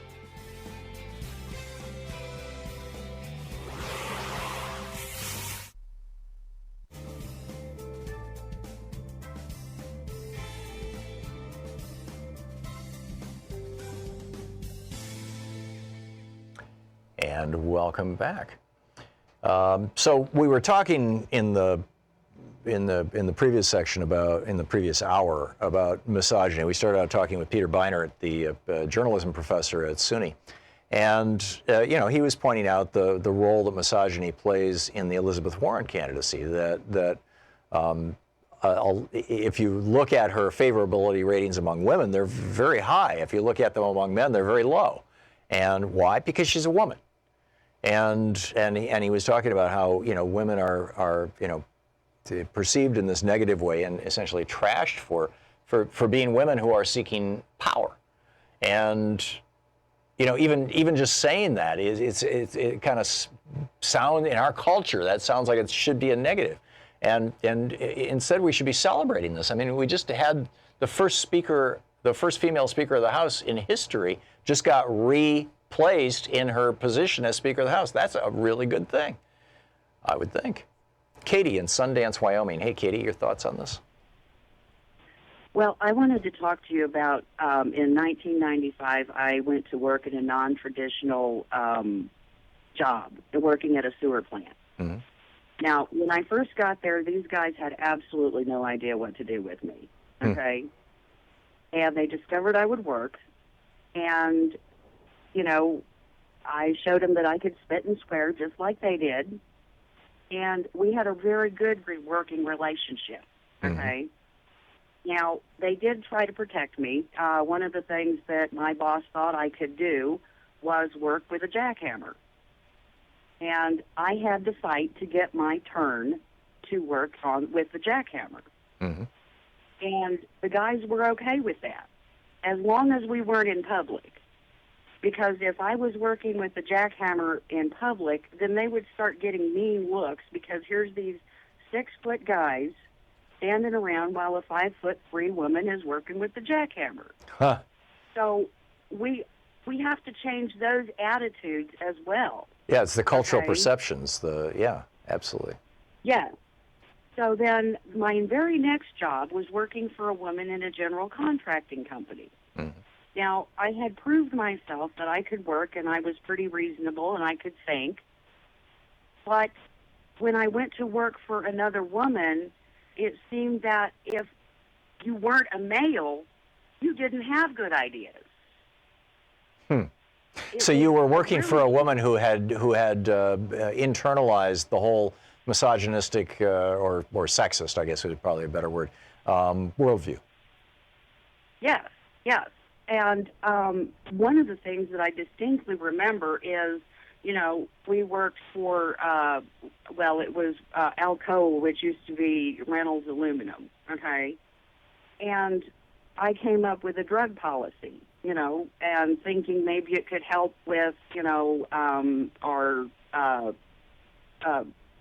what am I trying to say?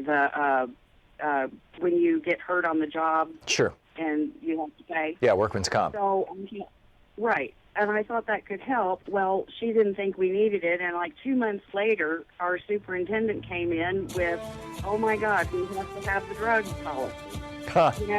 Amazing. And I'm like, wait a minute, So these are things not only with people, men, we have to train our women that we can do anything we put our mind to.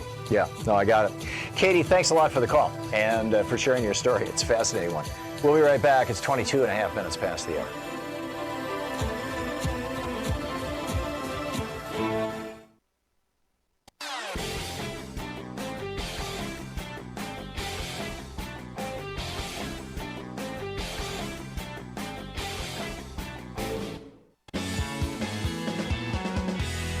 Welcome back. Thom Hartmann here with you. And another topic that we were talking with Congressman Pocan about yesterday was this whole PAYGO thing, which has exploded in the face of progressives. Jason in Vancouver, you wanted to talk about that? Yeah. Thank you, Tom, for taking my call. And I just want to say on the misogyny thing real quick. I just feel like with the way how inequality is so much in the United States, if there was a woman that was to the left of Bernie, I would be for that woman over Bernie. And if Bernie doesn't make it to the primary, I mean, Elizabeth is my second Yeah, me too. choice. But that's just my. I don't think my you can get thought to on the it. left of Bernie, but yeah, I agree. No, I hear you. I hear you. But as far as PAYGO goes, I just feel like Nancy Pelosi, and from what I've heard on the Young Turks, is that the PAYGO is going to undercut a lot of progressive policies. And I've heard you say earlier that if we'd gotten it off the rules, then then the Republicans could, or Trump could do damage to Medicare. But well, it's not that. It's Jason. The law would require him to. This is the thing that people don't get. The PAYGO law. There's two things. There's the law, and then there's the rule in the House, right? And there's a rule in the Senate, and they're pretty much identical. The PAYGO law says that if you pass legislation that might influence the national debt, spending money or tax cuts, either one that would raise the national debt, you have to pay for that. You have to pay for it either by raising taxes or cutting spending. That's what the law says. Now, the law also says in the law that the law itself may be waived by a body of Congress using their PAYGO rule. So the rule is the tool that you use to waive PAYGO. And the Republicans, the classic example, was the Trump tax cuts. The Trump tax cuts blew a $1.5 trillion hole in the side of the budget in complete violation of the PAYGO law.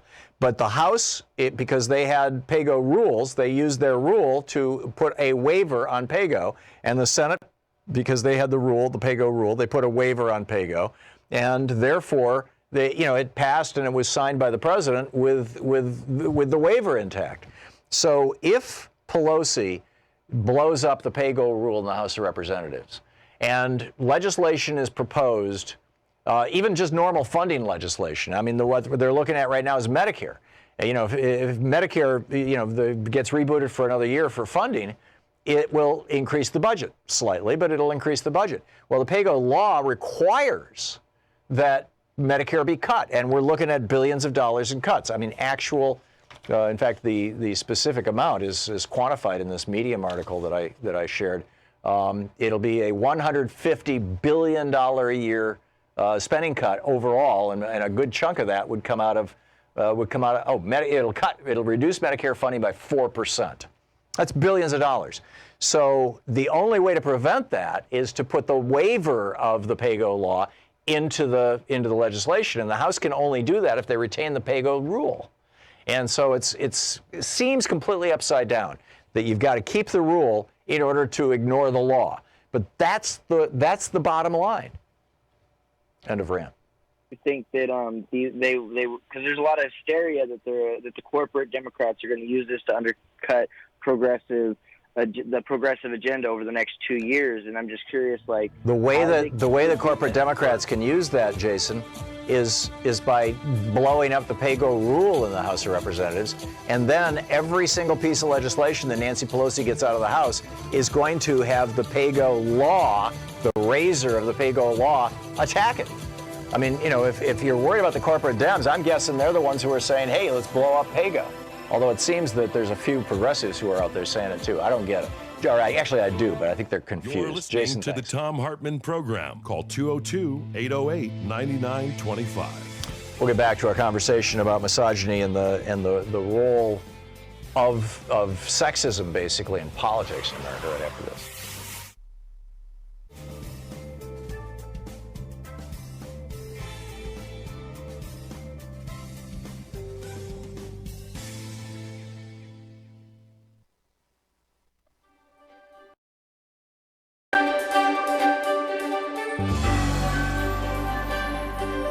Book Club today, we're reading from Ralph Nader's new book, How the Rats Reformed the Congress, a fable. It's fiction.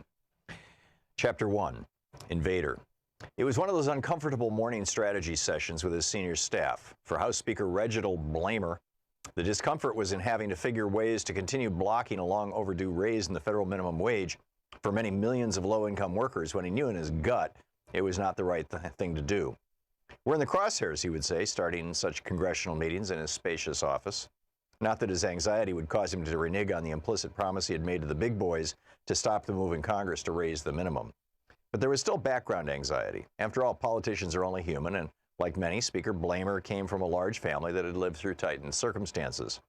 His father was a tavern keeper and his mother a seamstress. Deep anxiety, however, did have one inherent comfort at such morning gatherings. It tended to work in mysterious ways to overcome his morning constipation, the constant bane of the speaker's existence. Holding down 30 million workers, including among them many conservative voters who, when adjusted for inflation, were making less today than workers in 1968, bothered the very private, self-censored, psychosomatic recesses of the speaker's conscience. And so, not surprisingly, Speaker Blamer felt the onset of a solid bowel movement. He excused himself and repaired to his large private bathroom. As he sat down in the broad porcelain toilet, he felt that the expected discharge would be ample and prompt. No straining today. After quick breaks of wind, the speaker heard a sound inside the toilet, but it wasn't from his bowels. Lifting himself up a bit, he looked down and saw the head of a mostly submerged black rat closely eyeing his bottom. "Yow, yow, yow," bellowed the speaker as he straightened up and slammed the cover down. Alarmed, the staff rushed to the bathroom door to respectfully call, "Speaker Blamer, are you all right? Do you need help?" They dared not open the door. The speaker did not tolerate any exposure of his privacy, especially being seen in his corpulent native suit. Another more normal person might have replied, "Yeah, I'm okay. It's just that there's a rat in the toilet bowl." But Speaker Blamer was not a normal person. He has had to be super cunning to get to his present situation in life. Being cunning means that you can instantly sense danger, being as alert as, say, a rat. And Speaker Blamer was already imagining the deriding headlines in the late-night show jokes if he disclosed what really prompted his impulsive cries of sheer terror as he leapt from the throne. So he replied, "Nothing much, boys, just one of those sudden spasms I get once in a while. Sure comes on fast, it goes away fast too. I'll be right out." Rejoining the staff at the head of the conference table, albeit full of gas and undischarged wastes, the speaker went through the checklist for crushing the hopes of the downtrodden multitudes. His chief of staff reviewed the usual elements of the campaign against workers. First off, the speaker will say, "I always thought that if you raise the price of anything, you get less of it. The proposal to raise the minimum wage is a job killer." "Good soundbite," said his research assistant. The speaker nodded gravely, though when he heard the word bite, he silently winced. The operations assistant counted off the usual reliable economics professors who could supply objective warnings about losses of jobs in recession. The Fast Food and Big Box Retailer Association had begun a large ad buy on television and radio with the announcers' stentorian voices of dire gravity. The K Street lobbyists were already in action on Capitol Hill, marshaling the corporate PACs to make sure this drive was on the front burner, hinting to legislators that their employers might see this as a litmus test for their donations. Op-eds, letters to the editors, and editorial condemnation of economically disruptive higher wages and layoffs was already in the pipeline. About to burst, the speaker could not wait to end the meeting. "Okay, fellows, you seem to have the situation well in hand. It's not the first time we had to fight off this wage grab. Get to work." They all scattered, including an irrelevant intern who wondered to herself whether paying members of Congress would mean the government would end up with less of them. Paying members of Congress more, excuse me. The moment the door to his spacious office closed, the speaker literally lunged to his private toilet, whereupon he unloaded a vast quantity of feces, soft and semi-hard, 3 bursts worth. Before he could enjoy a moment of quiet satisfaction, a shrill shriek lifted him up as his eyes bulged. It was the black rat swimming in the bowl, propelling the terrified cry, "Yow, yow, yow." Again, he slammed down the toilet seat, kept his hand on the flush toilet handle, gritting his teeth as if to say, "On the way to oblivion, you dirty rat." His longtime secretary heard his yell and rushed to his bathroom. Mr. Speaker, what happened? Are you okay?" Recovering his composure, he replied, "I'm okay, Sarah, just more of those sudden spasms. I've got to get some physical therapy. By the way, did you schedule that fundraiser next week for an hour later?" "Yes, I did, Mr. Speaker," Sarah replied, sounding very relieved. Arriving home that early evening, he sat down to a healthy diet supper prepared by his adoring wife, Regina. Their 3 children were grown up, living in distant states, so they were empty nesters. "You seem unusually agitated, honey," said Regina. "Did you have a hard day?" "It seems every day is hard in these times," he replied, shrugging off her concern. "What a great meal always, Regina. Now I need some relaxing reading. Do you know where we put that colorful book of animals that we got as a wedding gift, anniversary gift years ago?" "Why, yes, Reginald. It came in 3 volumes, mammals, reptiles, and insects. Tell me which one you want and I'll get it for you." "Mammals," he replied. Sitting in his study, the speaker started reading about the rat. The word rat is derived from the Latin rodere, which means to gnaw.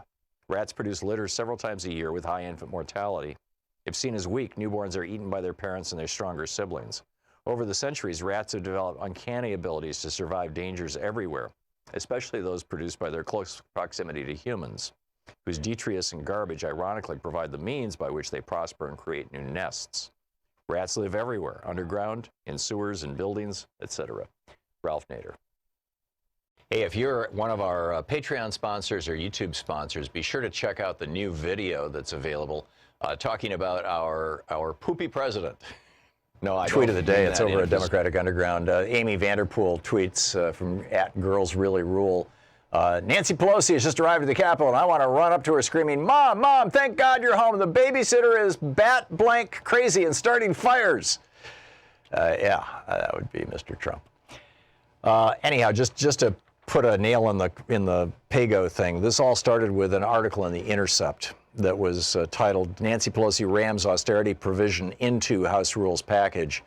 Whoever wrote the Intercept piece completely misunderstood what was going on, and then Ocasio-Cortez and Ro Khanna read it and said, "Holy cow, if it's in the Intercept, it must be right," and went off on it. And now their own caucus, now the two leaders of the Congressional Progressive Caucus, Mark Pocan and Pramila Jayapal, are tweeting and arguing and whatever that no, we have to have the PAYGO rule in order to waive the PAYGO law. Otherwise, we surrender our power to the Republicans in the Senate, and they're right. But anyhow, back to well, there's a whole lot of issues that we've been talking about today, but this misogyny one is fascinating. Steve in Goldendale, Washington. Hey, Steve, what's on your mind today? I definitely think it's time for a woman president. Yeah. It's past time. Anyhow, I wanted to say that today is the day of Inanna. Inanna being Venus. The oldest writings in Western civilization are the stories of Inanna. A female goddess, basically. Yeah. Yeah.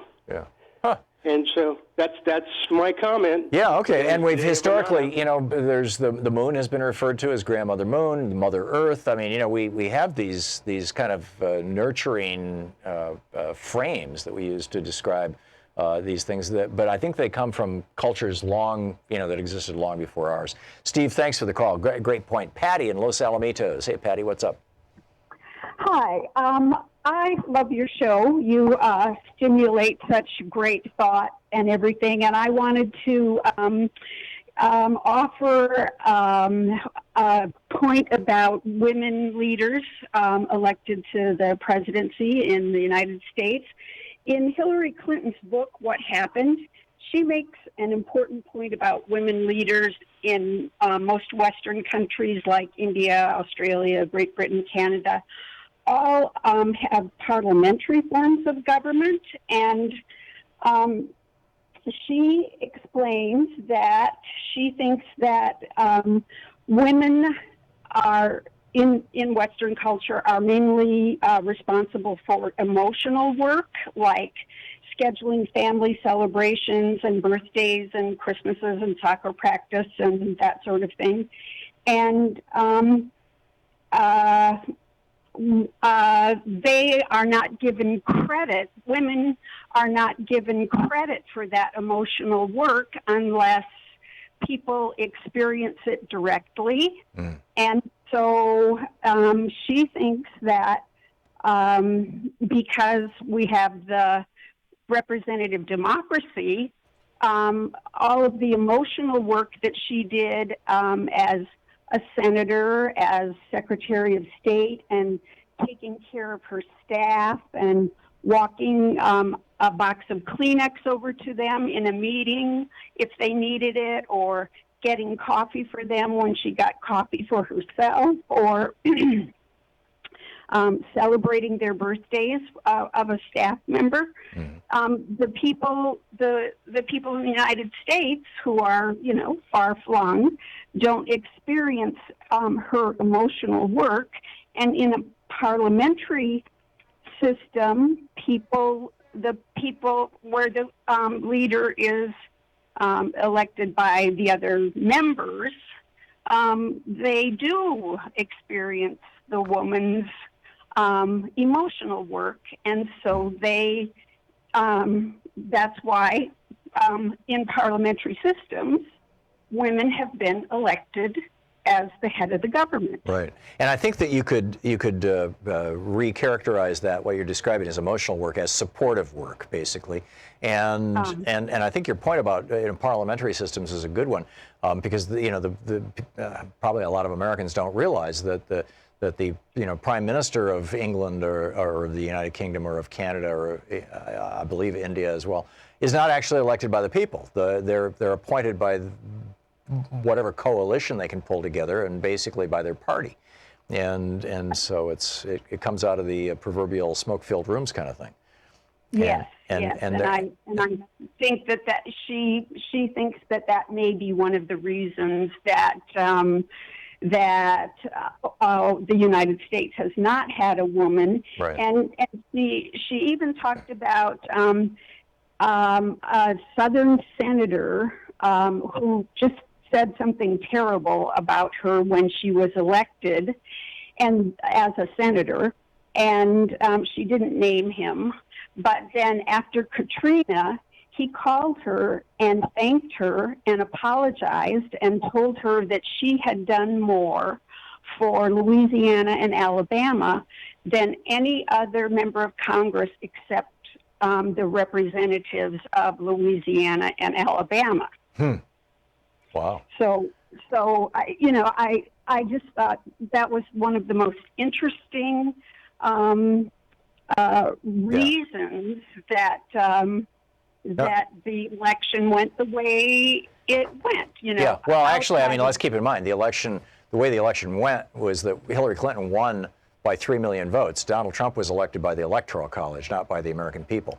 But your point is well taken, Patty, and I think that and it's been a while since, it was like more than an hour ago that I was talking about the white rat, black rat study, but I think that it's an important one to point out here, that what they found when they had white rats that had been raised with white rats, and when they threw a white rat into a situation that put him in distress, as I recall, he was in water and he needed to be rescued, the white rats would jump in and help him.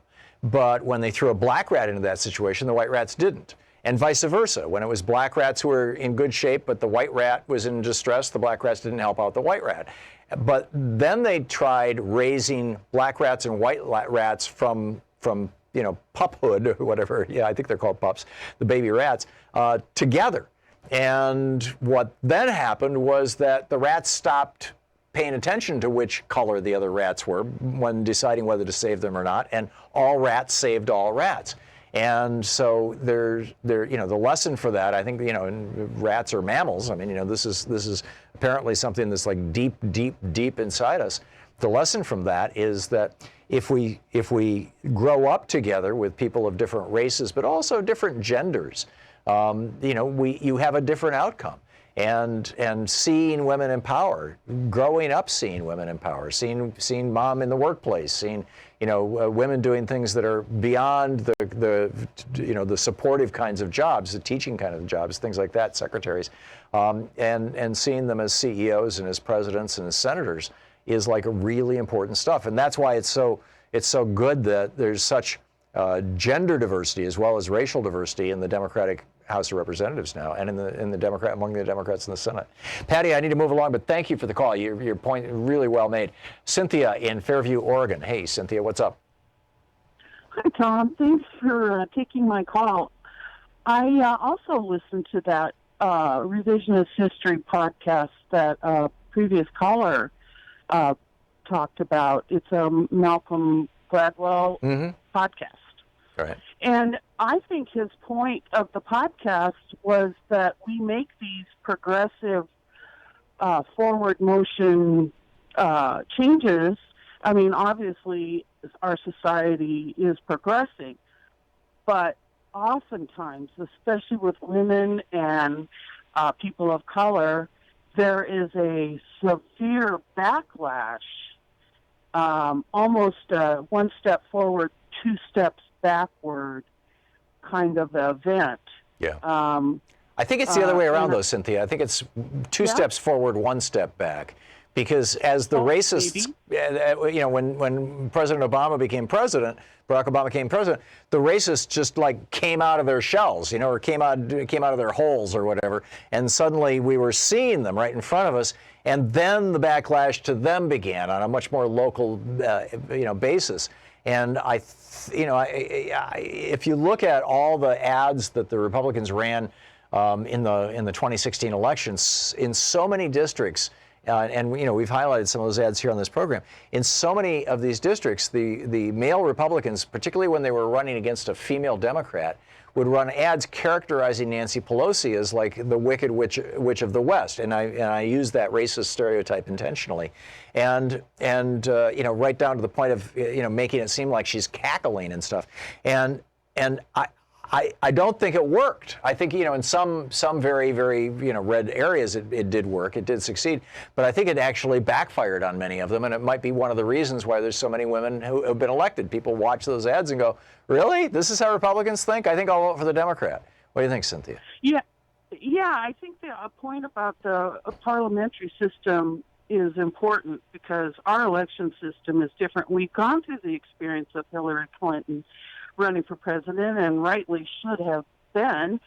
And maybe now we feel like we can make more progress. But when I listened to that podcast, my distinct come away was that we step back when we make forward progress. Yeah, oh, there's no doubt about that. There's always backlash.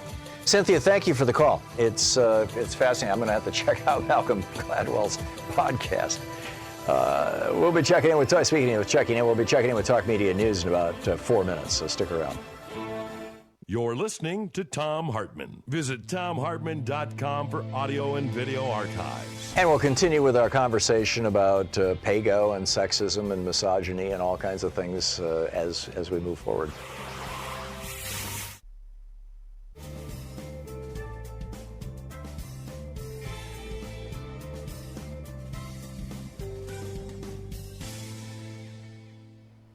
And welcome back. Oh, this is interesting. My Neo screener crashed, Louise. Is yours? So anyhow, welcome back to the program. And in just a second, hopefully I'll be able to pick up a phone call or two here. And here we go. There it is. Okay. Lonnie in Cairo, Illinois. Hey, Lonnie, what's on your mind today? Hey, Tom. Thanks for taking my call. Sure. This is kind of off the wall. Hope not too much. But in my way of thinking, one of the main causes of misogyny and racism, by the way, is something I call primary eros, but you might think of it in terms of essential sensuality. Think of Mother Earth. But, you know, a lot of the reaction to, you know, Anglo-Saxon conditioning all those centuries is that, and you look at religious doctrine, it's basically asexual. You know, it's like they got this problem with sexuality. But I think one of the big problems, and this originated with my thinking of racism, but I think that it's hard to for the conditioned white mind to.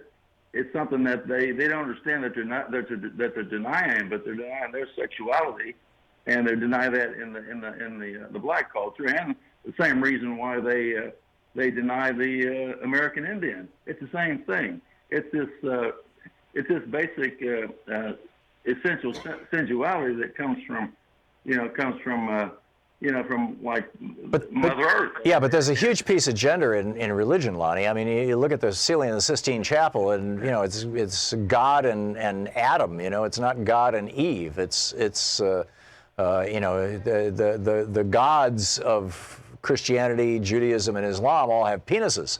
I mean, you know, it's really interesting. There's a book called The Chalice of the Blade is Rianne Eisler's, and that is on this topic. But the one I was thinking of is The Alphabet versus the Goddess by Leonard Schlein, who was a neurosurgeon.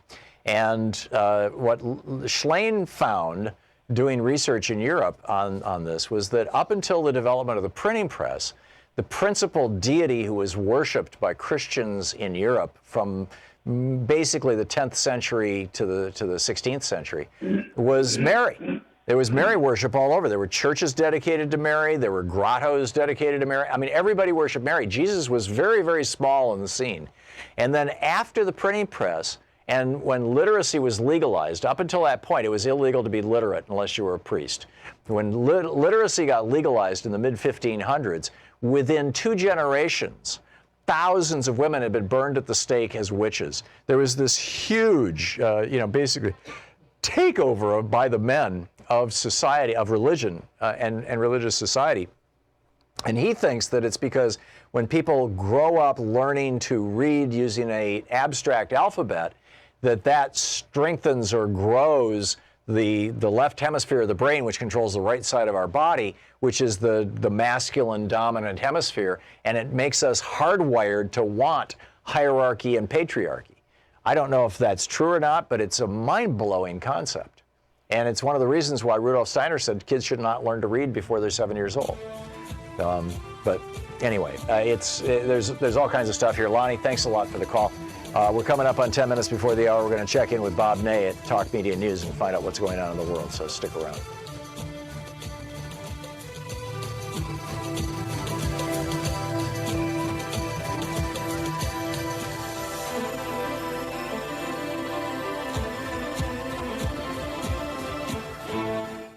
Or even sarcastic way.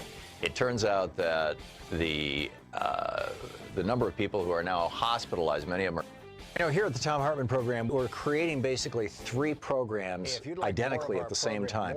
We've got the normal commercial program. We have our television program that is carried by Free Speech TV, and we do fundraisers for Free Speech TV, and a small amount of that money comes back to us, which helps us provide that show to Free Speech TV. So that stream has its own revenue stream in it. And then we also provide a nonprofit radio show with no commercials in it that's completely nonprofit compliant to our Pacifica affiliates, to the stations all over the country, nonprofit stations. We pay for that one because we don't charge them by your support at Patreon. And in exchange for that, over on Patreon, you can get the full 3-hour show, archives of the show, and special clips like this amazing clip that we're just now putting up about 6 ways America is becoming a third world country.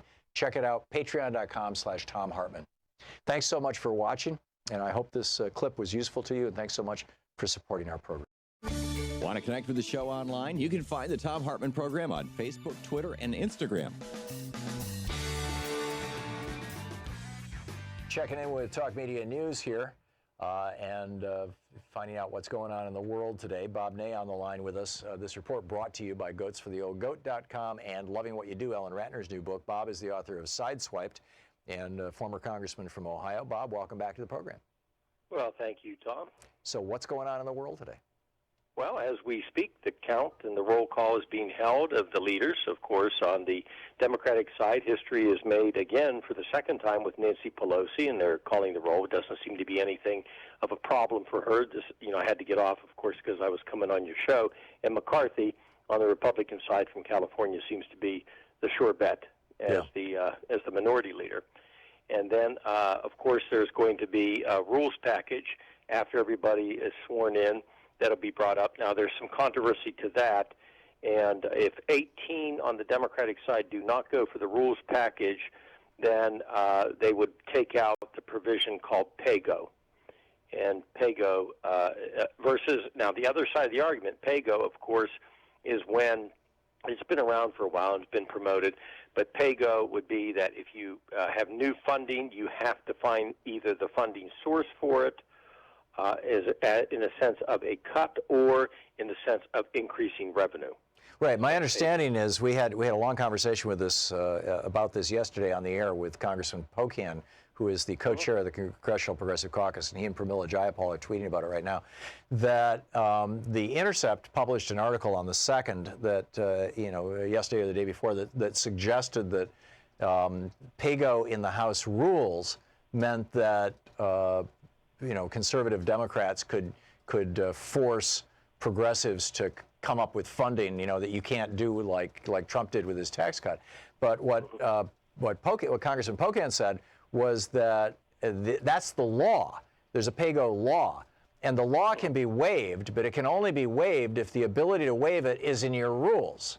And so if those 18 people don't vote for that rule package, if the rule package doesn't pass, and so the PAYGO rule doesn't pass, then the House loses its ability to waive PAYGO, as they did for Trump's tax cut, for example. They lose that ability, which means that the Senate will enforce PAYGO, and then the progressives are really screwed. So it's almost like, you know, the Republicans blew up the Democratic Party, or somebody, whoever wrote this piece for The Intercept and got it so terribly wrong, you know, have just blown up the progressives. It's going to be real interesting to see how they fix this.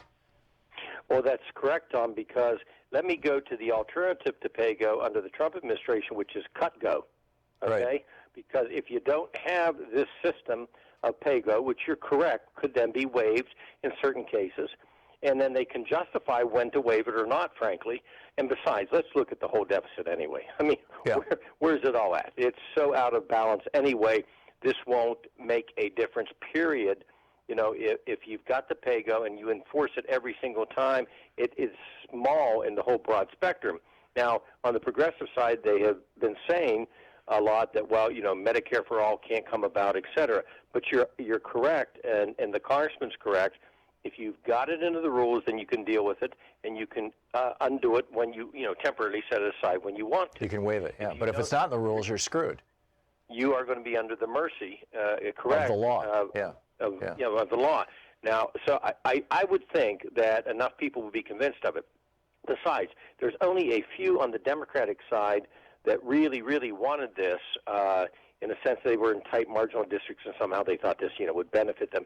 And I think some of those statements by those individuals probably shook some of the progressives and got them a little bit more off track than they should have been, frankly. I think so. A lot of hype. I think so. And the hype seems to be in the progressive media and starting at The Intercept, and with apparently a misunderstanding of exactly how this all works.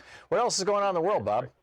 Well, and I did want to mention the Gephardt rule, though, too. Okay. It's the old Gephardt rule, and they keep voting for the raising the cap on the spending, but they'll do it with a twist where they'll be able to actually kind of just say, okay, it's moving on, it goes over to the Senate. So they don't have to have the same twin identical resolution the Senate would on raising the cap. Right. This is the deficit ceiling. And this is a very good one. Right. If you're going to pass legislation that raises the deficit, then without the Gephardt rule, you have to do PAYGO or cut-go. But with the Gephardt rule, you can simply say, okay, we're going to raise the deficit ceiling, or the deficit ceiling, I guess it is, at the same time that we pass this legislation. We can just incorporate it into the legislation. Right. Got it. And then, of course, the House moves on to the big issue of the wall, which, President Trump has no exit plan, no ability to get out of this thing. I'm sure that Speaker Pelosi doesn't want dominated for the entire month on the issue. However, she's still on the more bargaining side to this. They had their second meeting. Nothing came about. So, the next step's in the hands of the president. Mitch McConnell, of course, is punting the entire thing, and he says no matter what the House sends over, he'll see what the president wants to do. So, I mean, at some point in time, this has to budge. Well, 3 weeks ago, Trump was perfectly willing to sign the legislation that the Republican legislation that Nancy Pelosi is going to bring to the floor of the House today. I mean, 3 weeks ago, he was perfectly ready to sign it, and then Laura Ingraham went after him. Pardon? The blog started. Then the blogs and the conservative talk radio started, and he changed his mind. Yeah, and it's like, the media, I mean, it's just like with the PAYGO thing, you get this media, and it's like, whoa, Anyhow, Bob Ney, Congressman Bob Ney. Bob, thanks so much for being with us. Thank you. Great talking with you, as always. We'll be right back.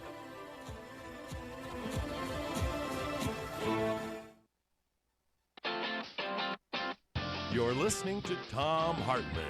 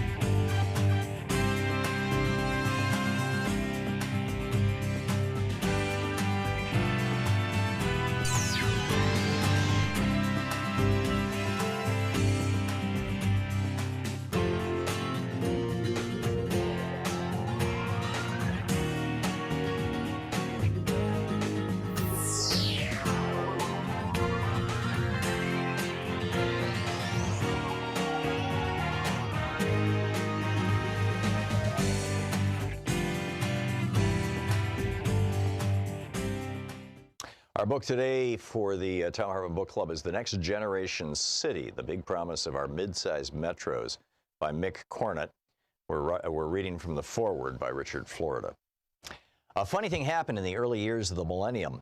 A rising global economy alongside powerful new technologies that connected corners of the globe in an instant would make it possible for us to live and work virtually anywhere we wanted. It seemed all but certain that the forces that were connecting our world would flatten it too and continue to push people apart. Well, those forces did the opposite. They drove us closer together, not farther apart. They brought us back to cities and to urban life. The 20th century was the century of suburbanization, the flight from cities of people and industry, commerce and jobs, as far from downtowns as our cars and highways could take us. The American dream was then a vision of a big house and a car, followed by a bigger house, 2 cars, and more. A big plot of land you could call your own. It was life on America's next great frontier, what the urban historian Kenneth Jackson called the crabgrass frontier. As a young boy growing up in New Jersey, I watched my hometown of Newark decline. I saw the city erupt into riots. I saw the factory where my father worked shutter. I saw the newspaper where my mom worked, the Star Ledger, ringed with barbed wire fences. Between 1950 and 1980, Boston lost almost 30% of its population. After the Boeing bust, Seattle's unemployment reached as high as 25%. In 1975, New York City, while still arguably the world's most powerful global center of business and corporate finance, nearly declared bankruptcy. One of my professors at Rutgers wrote an article provocatively titled, "The City as Sandbox," which argued that America's cities had become hollowed-out shells, having lost their core economic functions to the suburbs. But now, shockingly, the 21st century has been deemed the century of the city. Young people, professionals, and a growing predominance of scientists, techies, knowledge workers, and artists, designers, and media types, a group I call the creative class, have streamed back to cities in ways no one anticipated. Major companies are heading back to cities in droves. Even startup companies are abandoning their tech-driven nerdistans in suburban office parks for the vibrancy and hubbub of urban centers. So far, it's fairly clear that large cities and metropolitan areas have benefited disproportionately from this urban shift. The first 2 decades of this urban revival have been marked by winner-take-all urbanism, wherein a relatively small number of superstar cities like New York and London and knowledge centers like San Francisco, Boston, and Seattle have attracted the largest concentration of talent, ideas, investments, and economic activity. However, the reality is that the new urban knowledge economy is not determined by size alone. In fact, population size and population growth are actually poor predictors of innovation and economic growth. And as our largest urban centers have become increasingly expensive, unaffordable, and divided, they price out and drive away the very diversity that powered their innovativeness and growth to begin with. As the late great urbanist Jane Jacobs once told me, when a place gets boring, even the rich people leave. It's a big mistake to write off small places. College towns in particular have boomed, as have a host of smaller and mid-sized cities, even rural areas. Size may be an advantage, but it's not the sole determinant of success. Smaller places that cultivate innovation and creativity, have abundant natural or urban amenities, and connect to larger centers in the United States and the world are thriving. The reality of our time is that the world is spiky, not flat. While technology may have flattened access to ideas and information, the reality of our time is that access to opportunity has become increasingly spiky in this urban century. And this spikiness occurs across all scales. Some large places, the ones we all know and talk about, are doing fine, but others are struggling. And the same goes for small and medium-sized cities and rural areas. Some thrive, some coast along, and many others decline. After years of study, I've concluded that the key thing that distinguishes the thriving places of any and all size is surprisingly simple. Successful places are intentional.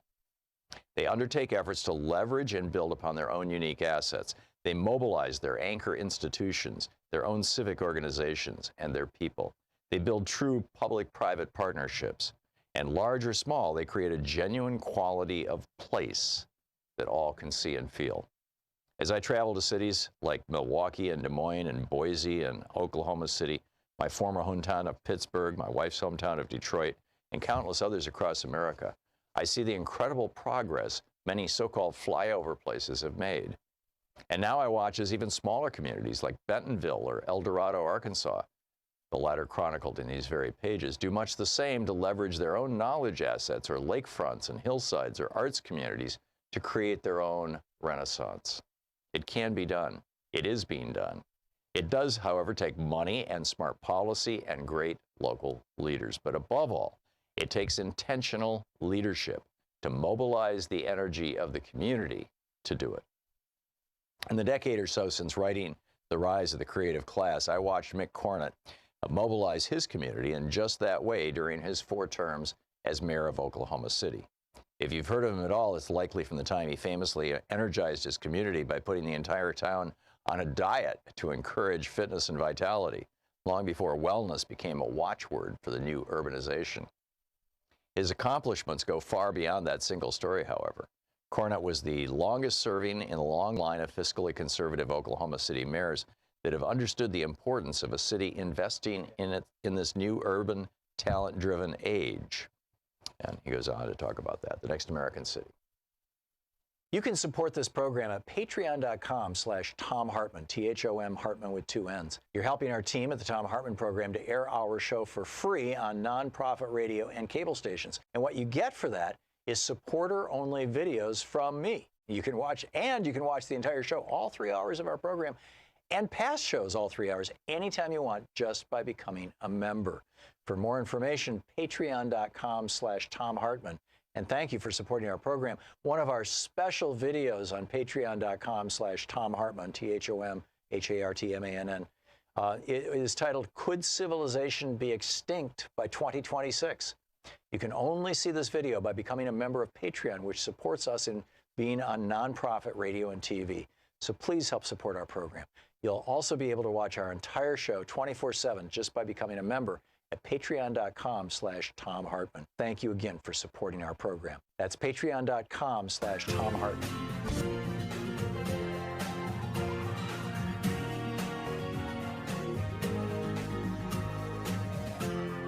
This is the Thom Hartmann Program. Welcome back. Thom Hartmann here with you. Quite a day. We just made history. The first female Speaker of the House is once again the first female Speaker of the House, Nancy Pelosi. She of the ass-kicking branch of the Pelosi family. When she walked out of the White House the other day with that red dress and the sunglasses, or the red coat rather, and the sunglasses, it was like, whoa! You know, Donald Trump is worried. And then he comes out. Trump actually said this to a reporter. They were asked, well, why don't you just back down? Why don't you just, sign a budget and keep the government going and let those 800,000 people go back to work and then, negotiate? You want your wall? The Democrats would like Medicare for all. Why don't you trade, swap? But Trump's response was, well, then I'd look foolish. He's willing to let 800,000 people have their credit ratings damaged, have their lives turned upside down, have our national parks be turned into crap shows, have our, Washington, things are falling apart. The IRS just shut down. I realize some people would celebrate that, but, it's like an indication of all these branches of government that actually do things that we need. I mean, if you want your Social Security check, somebody needs to collect the damn taxes. And Trump is willing to just Meanwhile, this is fascinating. This is how quickly things are changing in the United States. I think that the corporate media is getting whiplash from this. Case in point, Representative Kathleen Rice. She is a Democrat who represents a district in New York. It's the 4th Congressional District. And she was one of the people early on who challenged Nancy Pelosi, who said, well, I don't think you should be Speaker of the House. You're too old, or you did it once before, or whatever, and we want to, or you're too liberal. I mean, there were a number of people, Tim Ryan, the congressman from Ohio, who's, a quote, centrist Democrat and one of these new Dems. So So anyhow, Kathleen Rice opposed Pelosi early on. She's kind of stepped into line now, but she also opposes the Green New Deal. So, and apparently opposes it not just for the campaign contributions of the fossil fuel industry. Actually, one of the campaign contributions that she got was from Donald Trump himself. He gave her $53,000, if I am remembering. Yeah. In the 4 years leading up to 2013, she accepted donations from Donald Trump totaling $53,000. So here's a Democrat, you know, in many regards, a very reasonable Democrat. But she's saying, you know, Green New Deal, trillions of dollars, new infrastructure, get rid of fossil fuels. I don't think so. So what happened was this group polled it. They just went into the 4th District and asked the question. Okay, the survey said the Green New Deal is, quote, to invest trillions of dollars, to invest trillions of dollars into the development and distribution of green energy, creating millions of new high-wage jobs while preventing catastrophic climate change. And people were like, yeah, that's my understanding of the Green New Deal, yep. And then they said, Representative Kathleen Rice does not support this. How does that change your thinking about her? And what they discovered was that her support went all the way down to 18%. That suddenly people are just saying, really? I want the Green New Deal. 47% of survey respondents were more likely to vote for a candidate who supports the Green New Deal in the 4th District of New York, while only 18% were likely to back somebody who opposed the policy. Another 22% said the Green New Deal had no impact on their vote. So if you threw those into the supporters, you're up to, 69%. 13% were not sure. This is a study that was done by the think tank Data for Progress and shared with the Huffington Post between December 17th and December 27th. So here we have what is portrayed in the media as just a mind-boggling, this is a boondoggle, this is a weird, this will never happen, trillions of dollars, really green energy? No, we're all about fossil fuel. Come on, guys. This is how the media is dealing with this Green New Deal as, oh, yeah, that's that thing that those people like, Alexandria Ocasio-Cortez talk about, those socialists. And they kind of deride it and ridicule it. And Kathleen Rice is now looking at the possibility of a primary challenger. The Democratic Party is getting its act together. And that seems to me like a good thing. And one of the very best parts about it, apropos of our conversation earlier, and we'll get back to that in just a second, I'll pick up your phone calls in just a moment here, is this whole issue of misogyny and sexism. We're dealing with race and racism and have been in a large way since the election, really since the nomination of Barack Obama to be president of the United States. And, on the public stage in open discussion. But there's been very little conversation. I mean, even the nomination of Hillary Clinton and her winning 3 million more votes than Donald Trump, even that really didn't spark a conversation about misogyny. I think just like, Barack Obama really didn't want to discuss race on the campaign trail, Hillary Clinton really didn't want to discuss gender. And when she did, it was kind of, well, there's also that. But I think this is a front and center issue. And I realize, speaking as an old white guy with all the privilege implied in all those dimensions of that, it may sound strange for me to, well, no, actually, I think it's entirely appropriate for me or anybody else to point this out. You don't have to well, it's self-evident. So anyhow, let's get back to the conversation. And the other thing I'd like to point out to you is that now that the Democrats control the House of Representatives, now that Nancy Pelosi is the Speaker, a woman who, as her daughter said on CNN yesterday or the day before, she'll cut your head off and you won't even know you're bleeding. This is going to get interesting. Next week is going to be the beginning. I mean, it's really going to start today and tomorrow, but by next week, we're going to see the full-formed shape of what a Democratic House is going to look like. And, from the point of view of Donald Trump, it's going to be pretty shocking. This is a guy who's never run for political office. He's never held political office. He's never had to negotiate or legislate anything. Everything has always been on his own terms. Whether it's success or failure, it's been on his own terms. You know, he was born a millionaire. He got his first $1 million when he was 3 years old from his father, in fact. You know, the first million in his trust fund. He got over $460 million from his father's estate, and that was back when $1 million was a lot of money. And he managed to blow it all and declare bankruptcy multiple times. This guy has no idea about consequences. The reckoning is coming. That should have been the poster in front of Trump yesterday. You know, the reckoning is on its way. Michelle in Riverview, Florida. Hey, Michelle, thanks for listening. What's on your mind today? Hi, thanks for taking my call, Tom. I heard you earlier talk with Lonnie very astutely about religiosities, especially the Abrahamic religion's influence on misogyny in the U.S. already, so I thought I'd talk to you about it from a personal perspective. I grew up in a really strictly Catholic household, and I grew up, even at a young age, I grew really disgusted of its double standard misogyny, like all through Catholic school and church sermons and youth group and teen groups and retreats.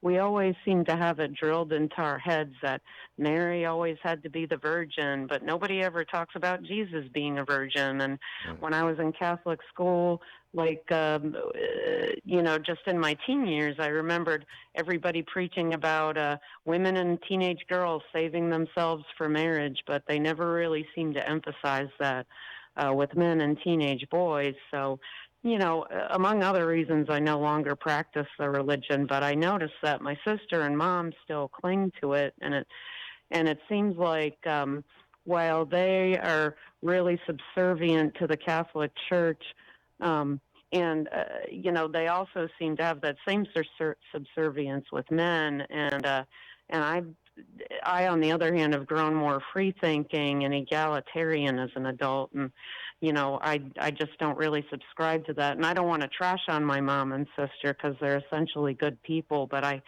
can see where religion or Christianity ties into their views of men and why they believe men should be in charge of things, and because they're in charge of the church. Women shouldn't. Yeah, I agree, and this is why the Catholic Church needs to start ordaining women. And they need. I agree. You know, it's just like this is like 1,000 years overdue, and it's a real problem. And this idea that, you know, if the Pope is always a man, the bishops are always men, the cardinals are always men, the priests are always men. What does that say to little girls? What does that say to all of us? It says, you know, the men should be in charge. And so when a woman is in charge, it's like, well, that's not normal.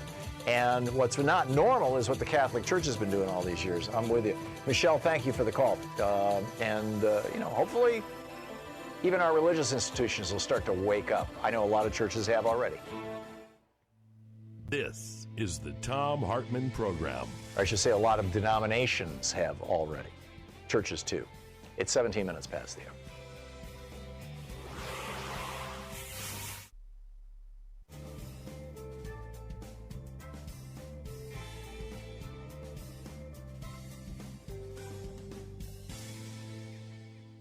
And welcome back. Dinah in New Jersey. Hey, Dinah. Thanks for watching us on YouTube. What's up? Hey, Tom. Thanks for taking my call. Great discussion today. Of course, I'm nervous, so bear with me. It's okay. I'm going to float out, and I don't believe this necessarily, but I'm going to float out an idea for open, free exchange of ideas and take the script from what men have showed us through thousands of years. Well, for one, women are natural caretakers and very understanding. We're extremely overly apologetic, which is something that, you know, is ingrained in us. But the thing is that what if women took exactly the same laws and rules that men have pushed on us for thousands of years and flipped the script and turned it on them, where even using, you know, where how I'm getting really nervous now. So I floated the idea of, you know, for possible even all male DNA databases where then there would be no more deadbeat dads.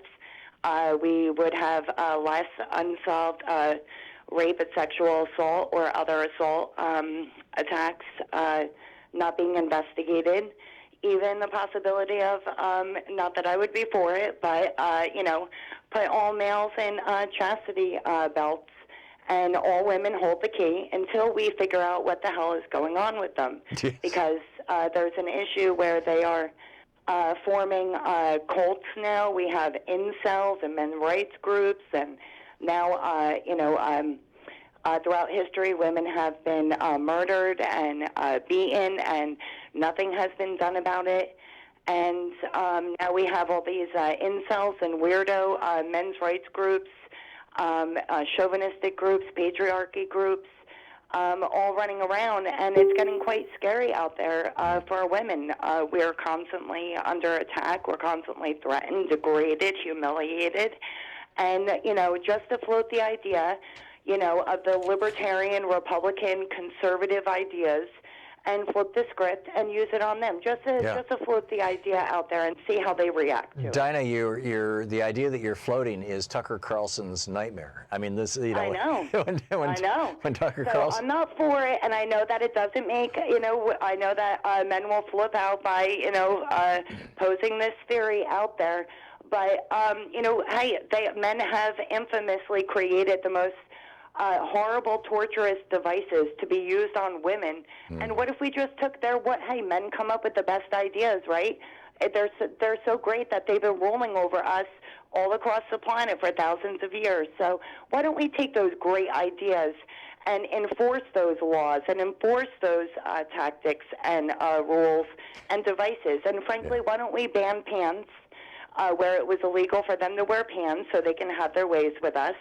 And I love the woman's, the previous caller's idea about the whole patriarchy and religion, and how a woman should save and treasure and save her virginity, her purity for a man, but yet where are all the, now, there's a bunch of virgin men running around killing people. Right.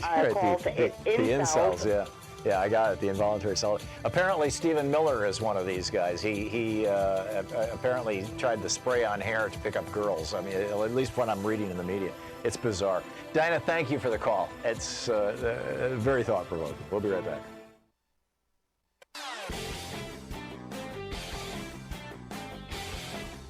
Hey, if you're one of our Patreon sponsors or YouTube sponsors, be sure to check out the new video that's available talking about our poopy president.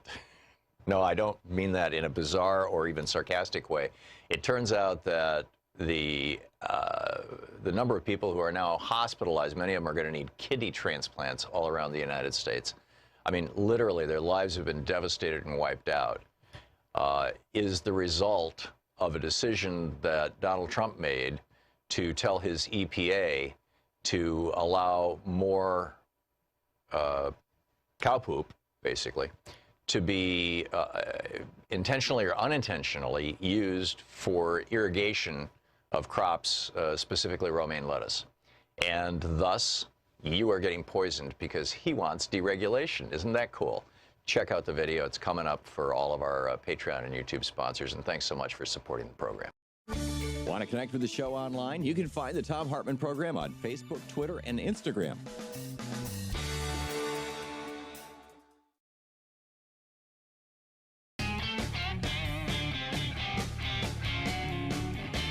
We are right back. It's 22 minutes past the hour. Oh my, how I scramble things when I am doing live reads here. Rich in Indiana. Hey, Rich, what's on your mind today? Thank you, Tom. You give us the words, and without the words to latch an idea onto, we're stuck. So there is this term, intersectionality. And intersectionality is a concept from women's studies and the women's liberation movement, where there is an understanding of allies far more than just the immediate sense that everybody there is the idea of solidarity. Mm-hmm. Solidarity as a term, as an idea, is just a smidgen less than intersectionality. Intersectionality. We are all in the same boat. So your point, Rich, can you boil that down to a sentence, please? Intersectionality permits us to stop hating. Okay, got it. And therefore, good thing, and we need more of it, right? Yeah, and if you would reach out to Camille Paglia, she had a book that I saw a front piece of, Free Women, Free Men. Yeah. I would rephrase that. I would take intersectionality is a word most people don't know what it means, but I think if you replaced integration, with that word, that we need to be integrating male and female roles. We need to be integrating, racially, gender-wise, all these things. We need to be collaborating. I would go with it. Rich, thanks for the call. Lowell in Salem, Oregon. Hey, Lowell, what's on your mind? Hi, Tom. I wanted to raise an issue I have with Rhodes Scholars, because it appears that Rhodes Scholars have caused us much pain by signing bills that have caused us a lot of problems later. You're talking about Bill Clinton? Well, and Barack Obama. Was Obama a Rhodes Scholar? Yes. Oh, I didn't know that. I believe so. Or I didn't remember that. I knew Bill Clinton was, but okay. But anyway, Obama signed PAYGO. Right. Into law. In February 2010, it was passed after the Republicans took back the House of Representatives. So they control both the House and the Senate. Yeah. No. Harry Reid still controlled the Senate. Oh, he did? In 2010. In 2010. Yeah, okay.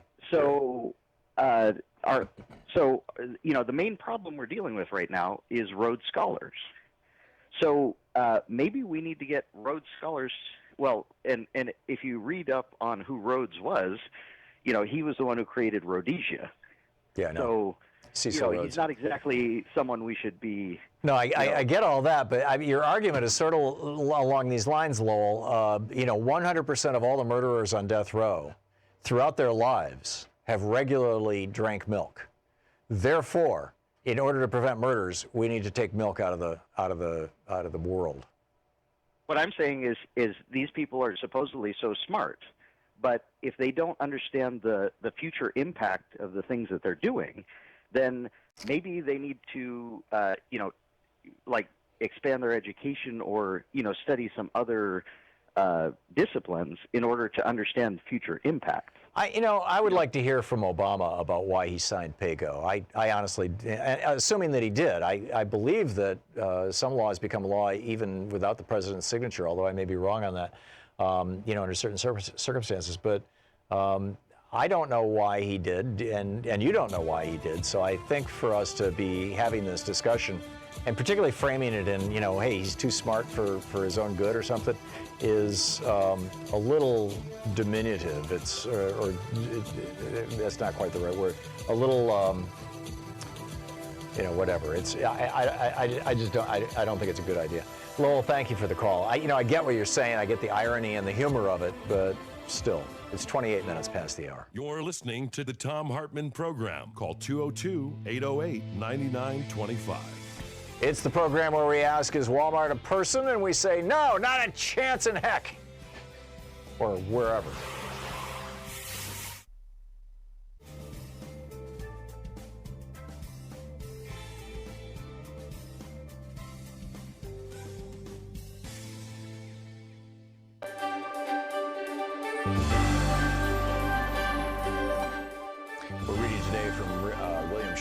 Classic History of the Third Reich. Today we're reading from Juan Cole's book. This is from Chapter 7, page 188, The Nazification of Germany, 1933 to 34.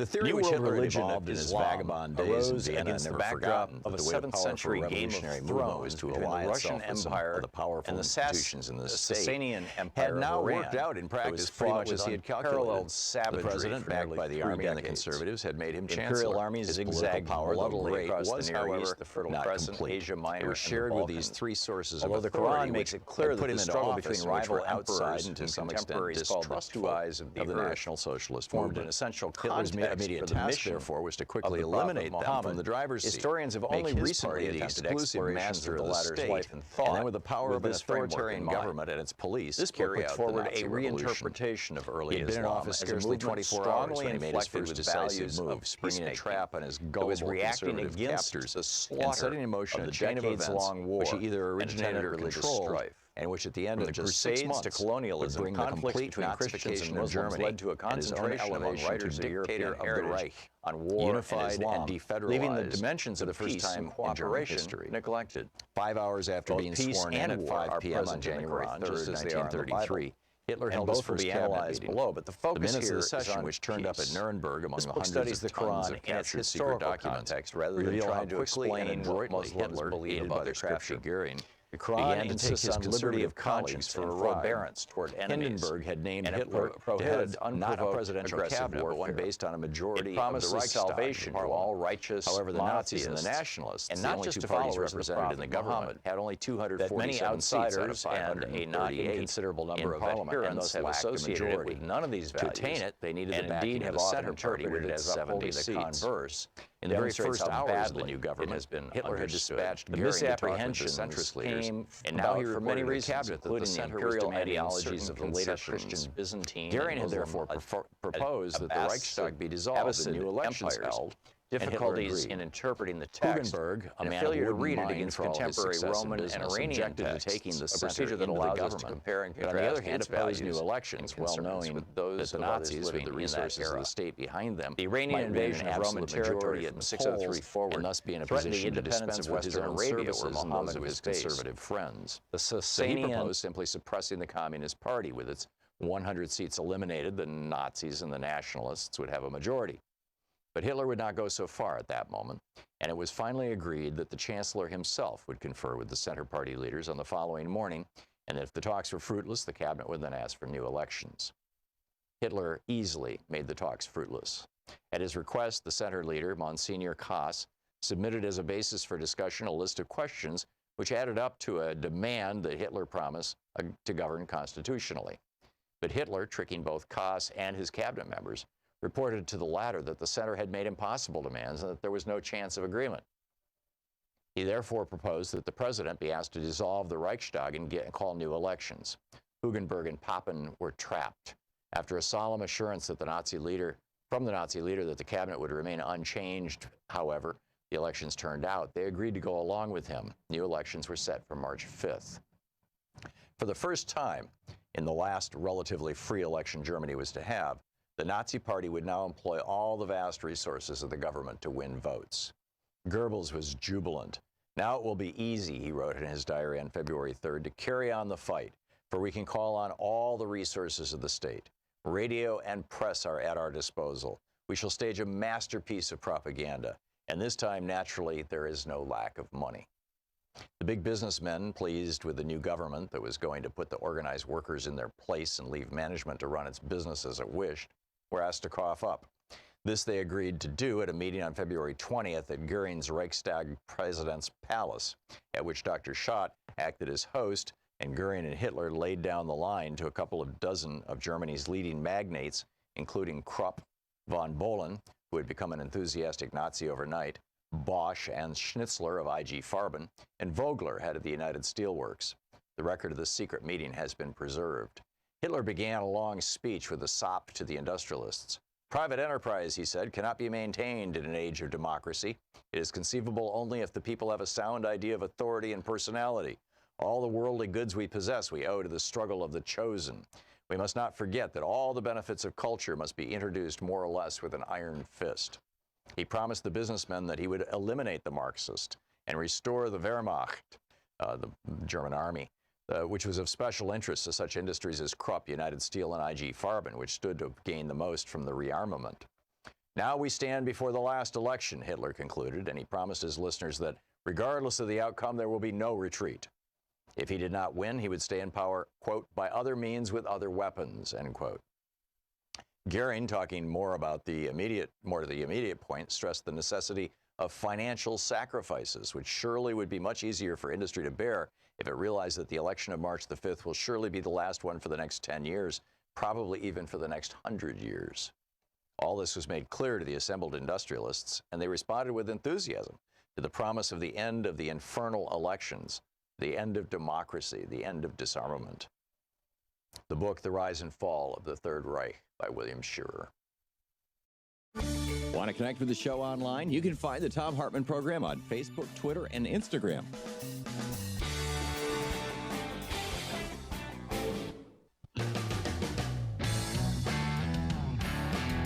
Welcome back. Thom Hartmann here with you. Tucker Carlson last night said that the reason why we have alcohol and drug abuse and high incarceration rates and other familiar disasters is because women, in some cases, earn more than men. Said this last night on Fox News. The actual quote, and I quote, over big populations, that he's talking about, women don't generally want to marry men who earn less than them. And I suspect he's speaking for himself and his wife. I don't, but anyhow, and then he goes on to say, over big populations, this causes a drop in marriage, a spike in out-of-wedlock births, and all the familiar disasters that inevitably follow. More drug and alcohol abuse, higher incarceration rates, fewer families formed in the next generation. A few people responded on Twitter. One of them said, this is Scott, a.k.a. Captain Canuck. Tucker Carlson is misogynist, afraid of economically secure women who can't be dominated by cash. And that can't be dominated by cash is, I think, a really important part of that. And then Stephanie Saxto says, holy blazing bleep balls. I have heard it all. They don't want to listen to scientists on global warming, but by God, these women making more money than a man is a disaster to society. Right. Well, Justin in Lincoln, Nebraska, what do you think about that? I don't know if I agree or disagree. I can say that women are making more money. I'm not saying all of them do, but no, most of them don't.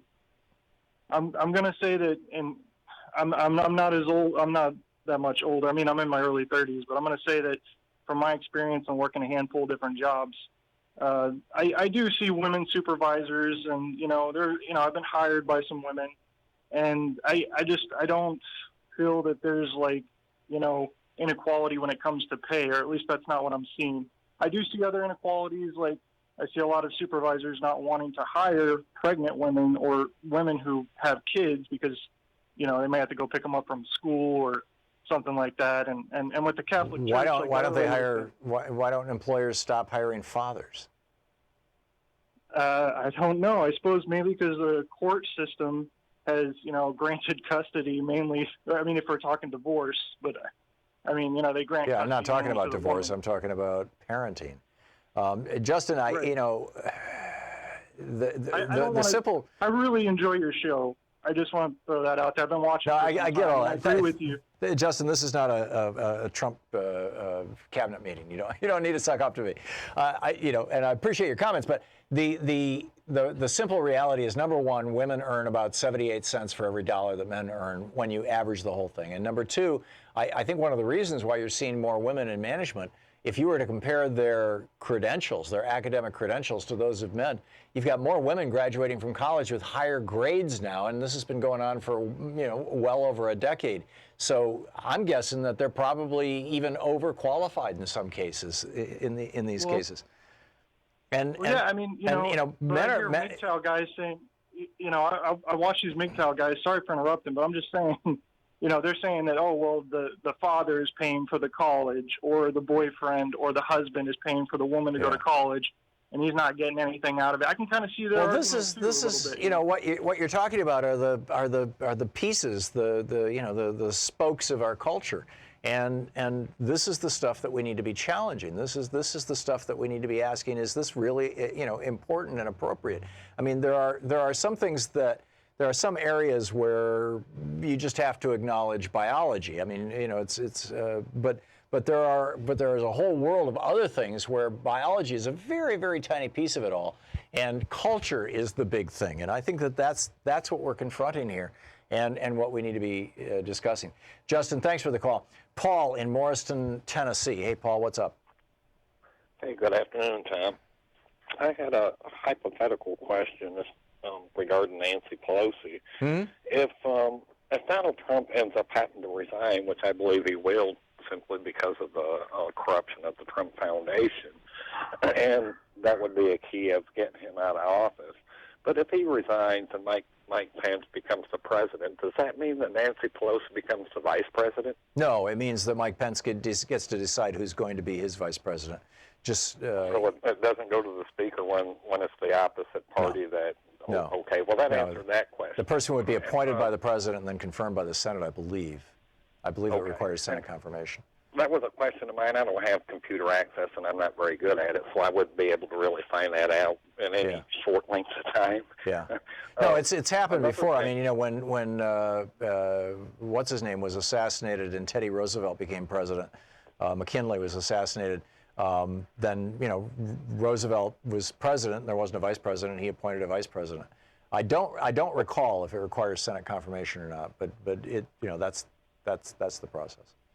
I was certainly just wondering if that was a possibility. And also, it's like, I don't know what needs to be done, but certainly the women's movement, and I appreciate what was done with Congress. But aren't the women in Congress still only around 25%? Well, there's 100 members of Congress who are women right now, and there's 435 in total. So, yeah, it's about 25%, a little less than 20. But, right, and it's nowhere near what it needs to be, and it's like, I don't know how to correct that.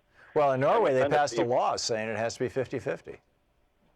Well, I get that part of it, but I would certainly go for something like 45 in both houses, and also, why isn't the same in the presidential? And as far as they have to run a vice president that's female. Right. These are things that ought to be 50-50 too. Yeah, and these are things that are going to come about as cultural conventions, not as the law. Nate, you were looking up what happens when a vice president is appointed. What'd you learn? You didn't? You weren't? Oh, I just assumed. Sorry about that. Carol in St. Paul, Minnesota. Hey, Carol, what's up? Oh, hey, Tom. This whole misogynistic thing has really raised a lot in me because I'm sort of around in your era, so I lived through the end of and the beginning of or the transfer to something else. Yeah. But to me, the best illustration that I have seen recently is the Kavanaugh hearings. Mm. If a woman who was nominated for the Supreme Court had somebody come in and make a speech like, and I can't remember her name. Christine Blasey Ford. Yes. If a woman and a man had come in and made a speech against that woman, and that woman had come in the next day and screamed and yelled and carried on like Brett Kavanaugh did, she would have been described as hysterical. Yes. What I heard him described as powerful. Yeah. Tough. Tough. Yeah. Yeah. I think that is a perfect example of what we're talking about. I think you're absolutely right, and that is a perfect example, and it's right in front of our face. And yeah. Well said, Carol. Thank you very much for sharing that. That was an important one. Mike in Millbridge, Maine. Hey, Mike, what's up? Hi, Tom. This is my first time. Well, thank you. Welcome to the show, Mike. What's up? Thank you very much. What I think the biggest problem... Mike, for some reason, your phone is like fading out and your voice is starting to sound muffled. I'm not sure if you can do anything about that. Great, Tom. Can you hear me now? Yeah. Sounds better. Okay. Oh, great. I think the problem has to do with narcissism and people who are sociopaths. I've grown up all my life, and I've always seen men and women as the same. I've never seen basically because we're both human beings. We both have 2 arms, 2 legs, and so forth and so on. And basically, people on the right there's more sociopaths and more narcissists. Like Tucker Carlson, for instance. I believe that the man just does not have any empathy for women or the truth, so he fits right in that box and fits right in on the right wing, and they all do. Okay, these people are all. So let me just to boil this down, Mike. What you're saying is that misogyny is an outgrowth of a sociopathic worldview, essentially. Yes, it is. Yeah, and sociopathy it encourages it. I get that, and in fact, I think in order to be so condescending, to be so the whole patriarchy thing, all of that. Does require to enforce it, to make the laws, to do that kind of stuff, requires an inability to understand what women are experiencing. And I take it, once again, take it back to that rat study. We need to be living together. Mike, thanks for the call. We'll be right back. You're listening to Thom Hartmann. Visit ThomHartmann.com for audio and video archives. Back with more of your calls in just a moment. It's 44 minutes past the hour. It's the Thom Hartmann Program, your media support group for We the People.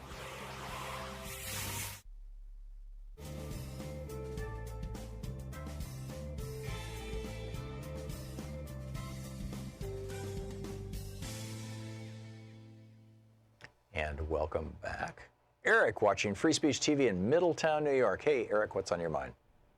Hey, Tom. Happy Thursday to you. Listen, I've got 2 aspects to fighting misogyny, at least here in our American culture. One of them you may agree with, the other you probably won't. But the first part would be the Me Too and other folks and organizations that are taking the amorous and libidinous kinds of harassment and pointing that out and having success with revealing it.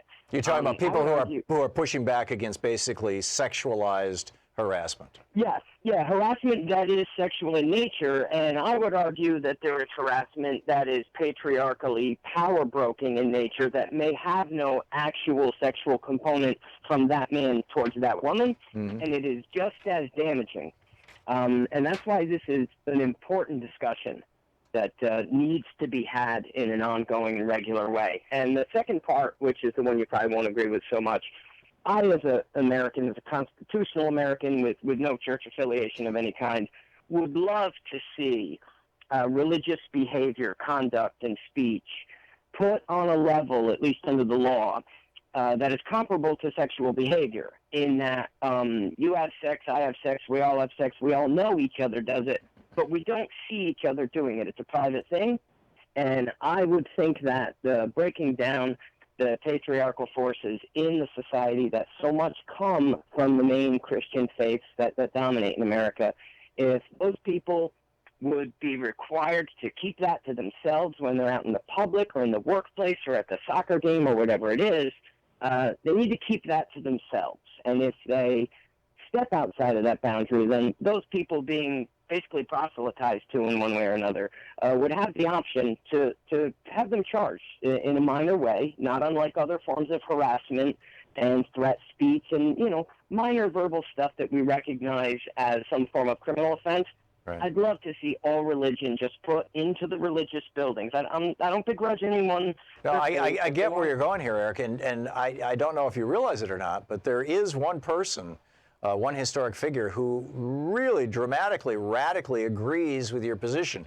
Not with regard to legislation, but certainly with religion being, Bertrand Russell? No, Jesus. In the Sermon on the Mount, in Matthew 7 or 8, Jesus says, when you pray, don't stand in the streets and babble many words like the hypocrites do because they just want to be noticed. He said, instead, go in your closet, close the door, and pray to your God in secret, and he will reward you openly. It's just like, this is the the thing that just makes me crazy about, people praying in public. I don't, and I don't, and I've always felt uncomfortable about public prayer, even in church, because it's exactly what Jesus preached against. So yeah, I'm scenario. It becomes about membership, and if that faith, that sect holds power in that community, employment, real estate, things of that nature, then that's going to undoubtedly be the disadvantage of those who aren't a member of the club. Yeah, there you go. Eric, thanks a lot for the call. A fascinating kind of tangent, but a fascinating one. We'll be right back. It's 48 minutes past the hour here on the Thom Hartmann Program, occupying the media 3 hours a day, 5 days a week. 6 days, well, maybe 7. We'll be right back.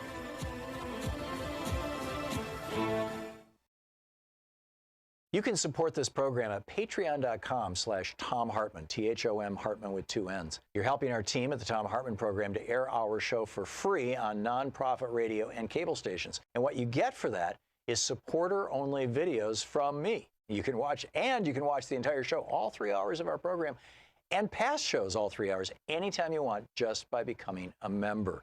For more information, patreon.com/Thom Hartmann. And thank you for supporting our program. One of our special videos on patreon.com/Thom Hartmann, ThomHartmann, it is titled, Could Civilization Be Extinct by 2026? You can only see this video by becoming a member of Patreon, which supports us in being on nonprofit radio and TV. So please help support our program.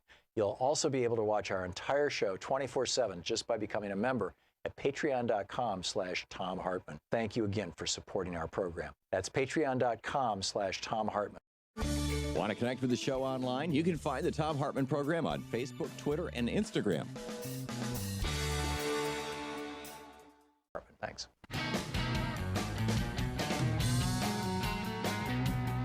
Welcome back. Mike in Winnicott, Wisconsin. Am I saying your town right, Mike? Yes, you are. Winnicott. Aha, Connie. Okay, so what's up, Mike? Well, I had an appointment at the doctor before the election. We got on the conversation of presidents, and the nurse informed me that the presidency was no place for a woman.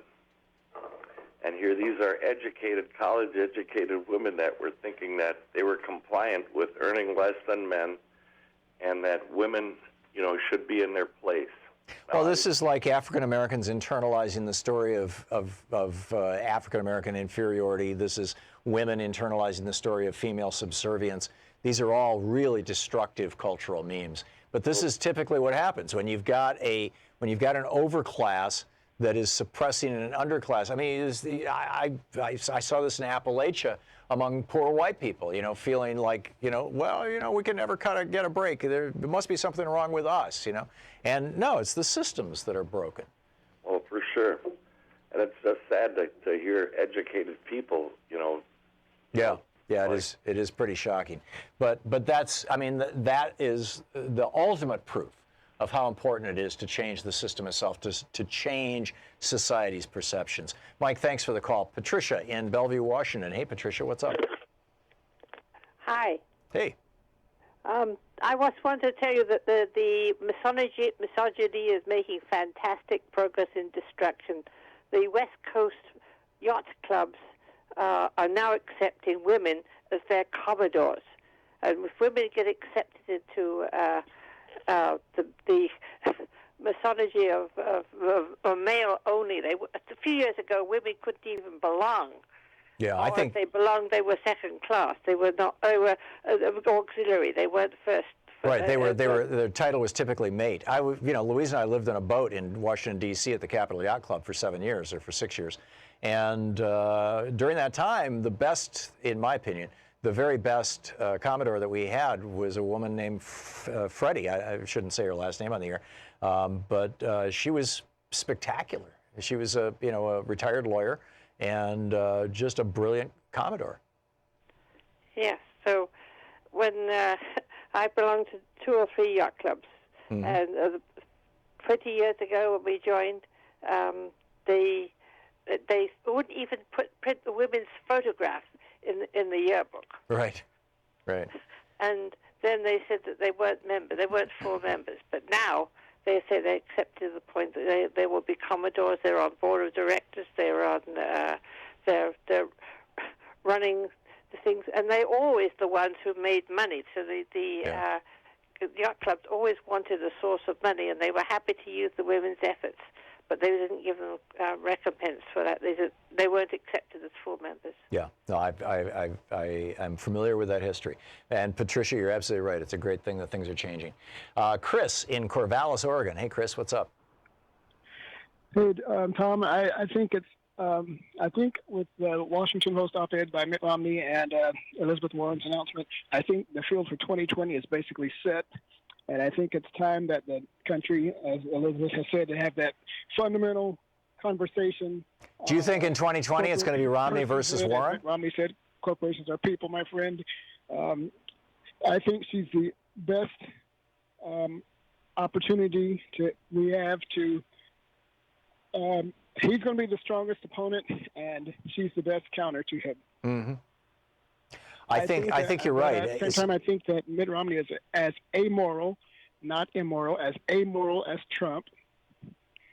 And I think he's trying to bring the party with that op-ed back to Reaganism.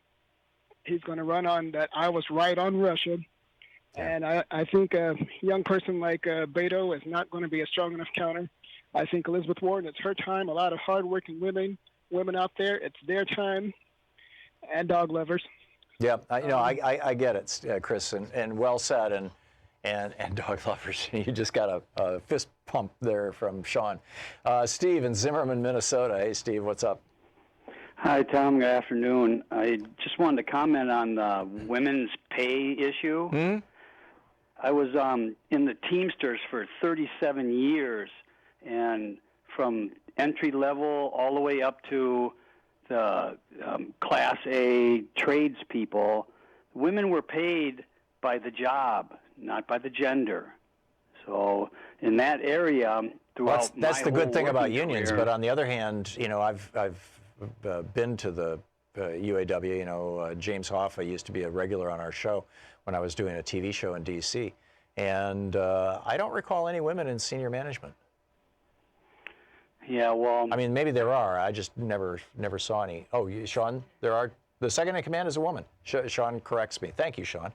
But yeah, I remember the unions of my dad's day. They were almost entirely male organizations. Yeah, well, within our union structure, pay scale went by the job you did. If you were the plumber, you had top level pay scale, right. And it didn't matter if you were a male or female. All the plumbers were making the same money. Yeah. So that was an area in my life growing up that all the women were getting paid exactly the same as the men for the job they were doing. Well, that's a good thing. That's a good thing. And if you grew up with that, that's your normal. And so you're less likely to end up being a raging sexist pig, right? Yeah, a lot to be said for union Teamsters especially. Amen. And contracts that lay out clearly what the compensation is, regardless of who's doing the job. Gender, race, whatever it may be, religion, all the other ways that we find to divide ourselves, 16 ways to Sunday, that are just like stupid. That we're doing this to ourselves. Steve, thanks a lot for the call. It's great to hear from you, and thanks for listening to us there in Minnesota. Fascinating day today as the Pelosi era begins, with Elizabeth Warren having announced that she's probably running for president, and the Democrats beginning their investigations of Donald Trump. They're going to hit the ground running, if not this afternoon, certainly tomorrow morning. It's going to get real interesting now. For the first time, Donald Trump is going to have a force pushing back against him. It's not just the media. So, check it out. We'll be back tomorrow. In the meantime, don't forget, democracy is not a spectator sport. It requires you. Tag your it. We'll see you tomorrow.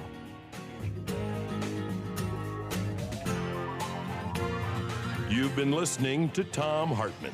For audio and video archives, visit thomhartmann.com.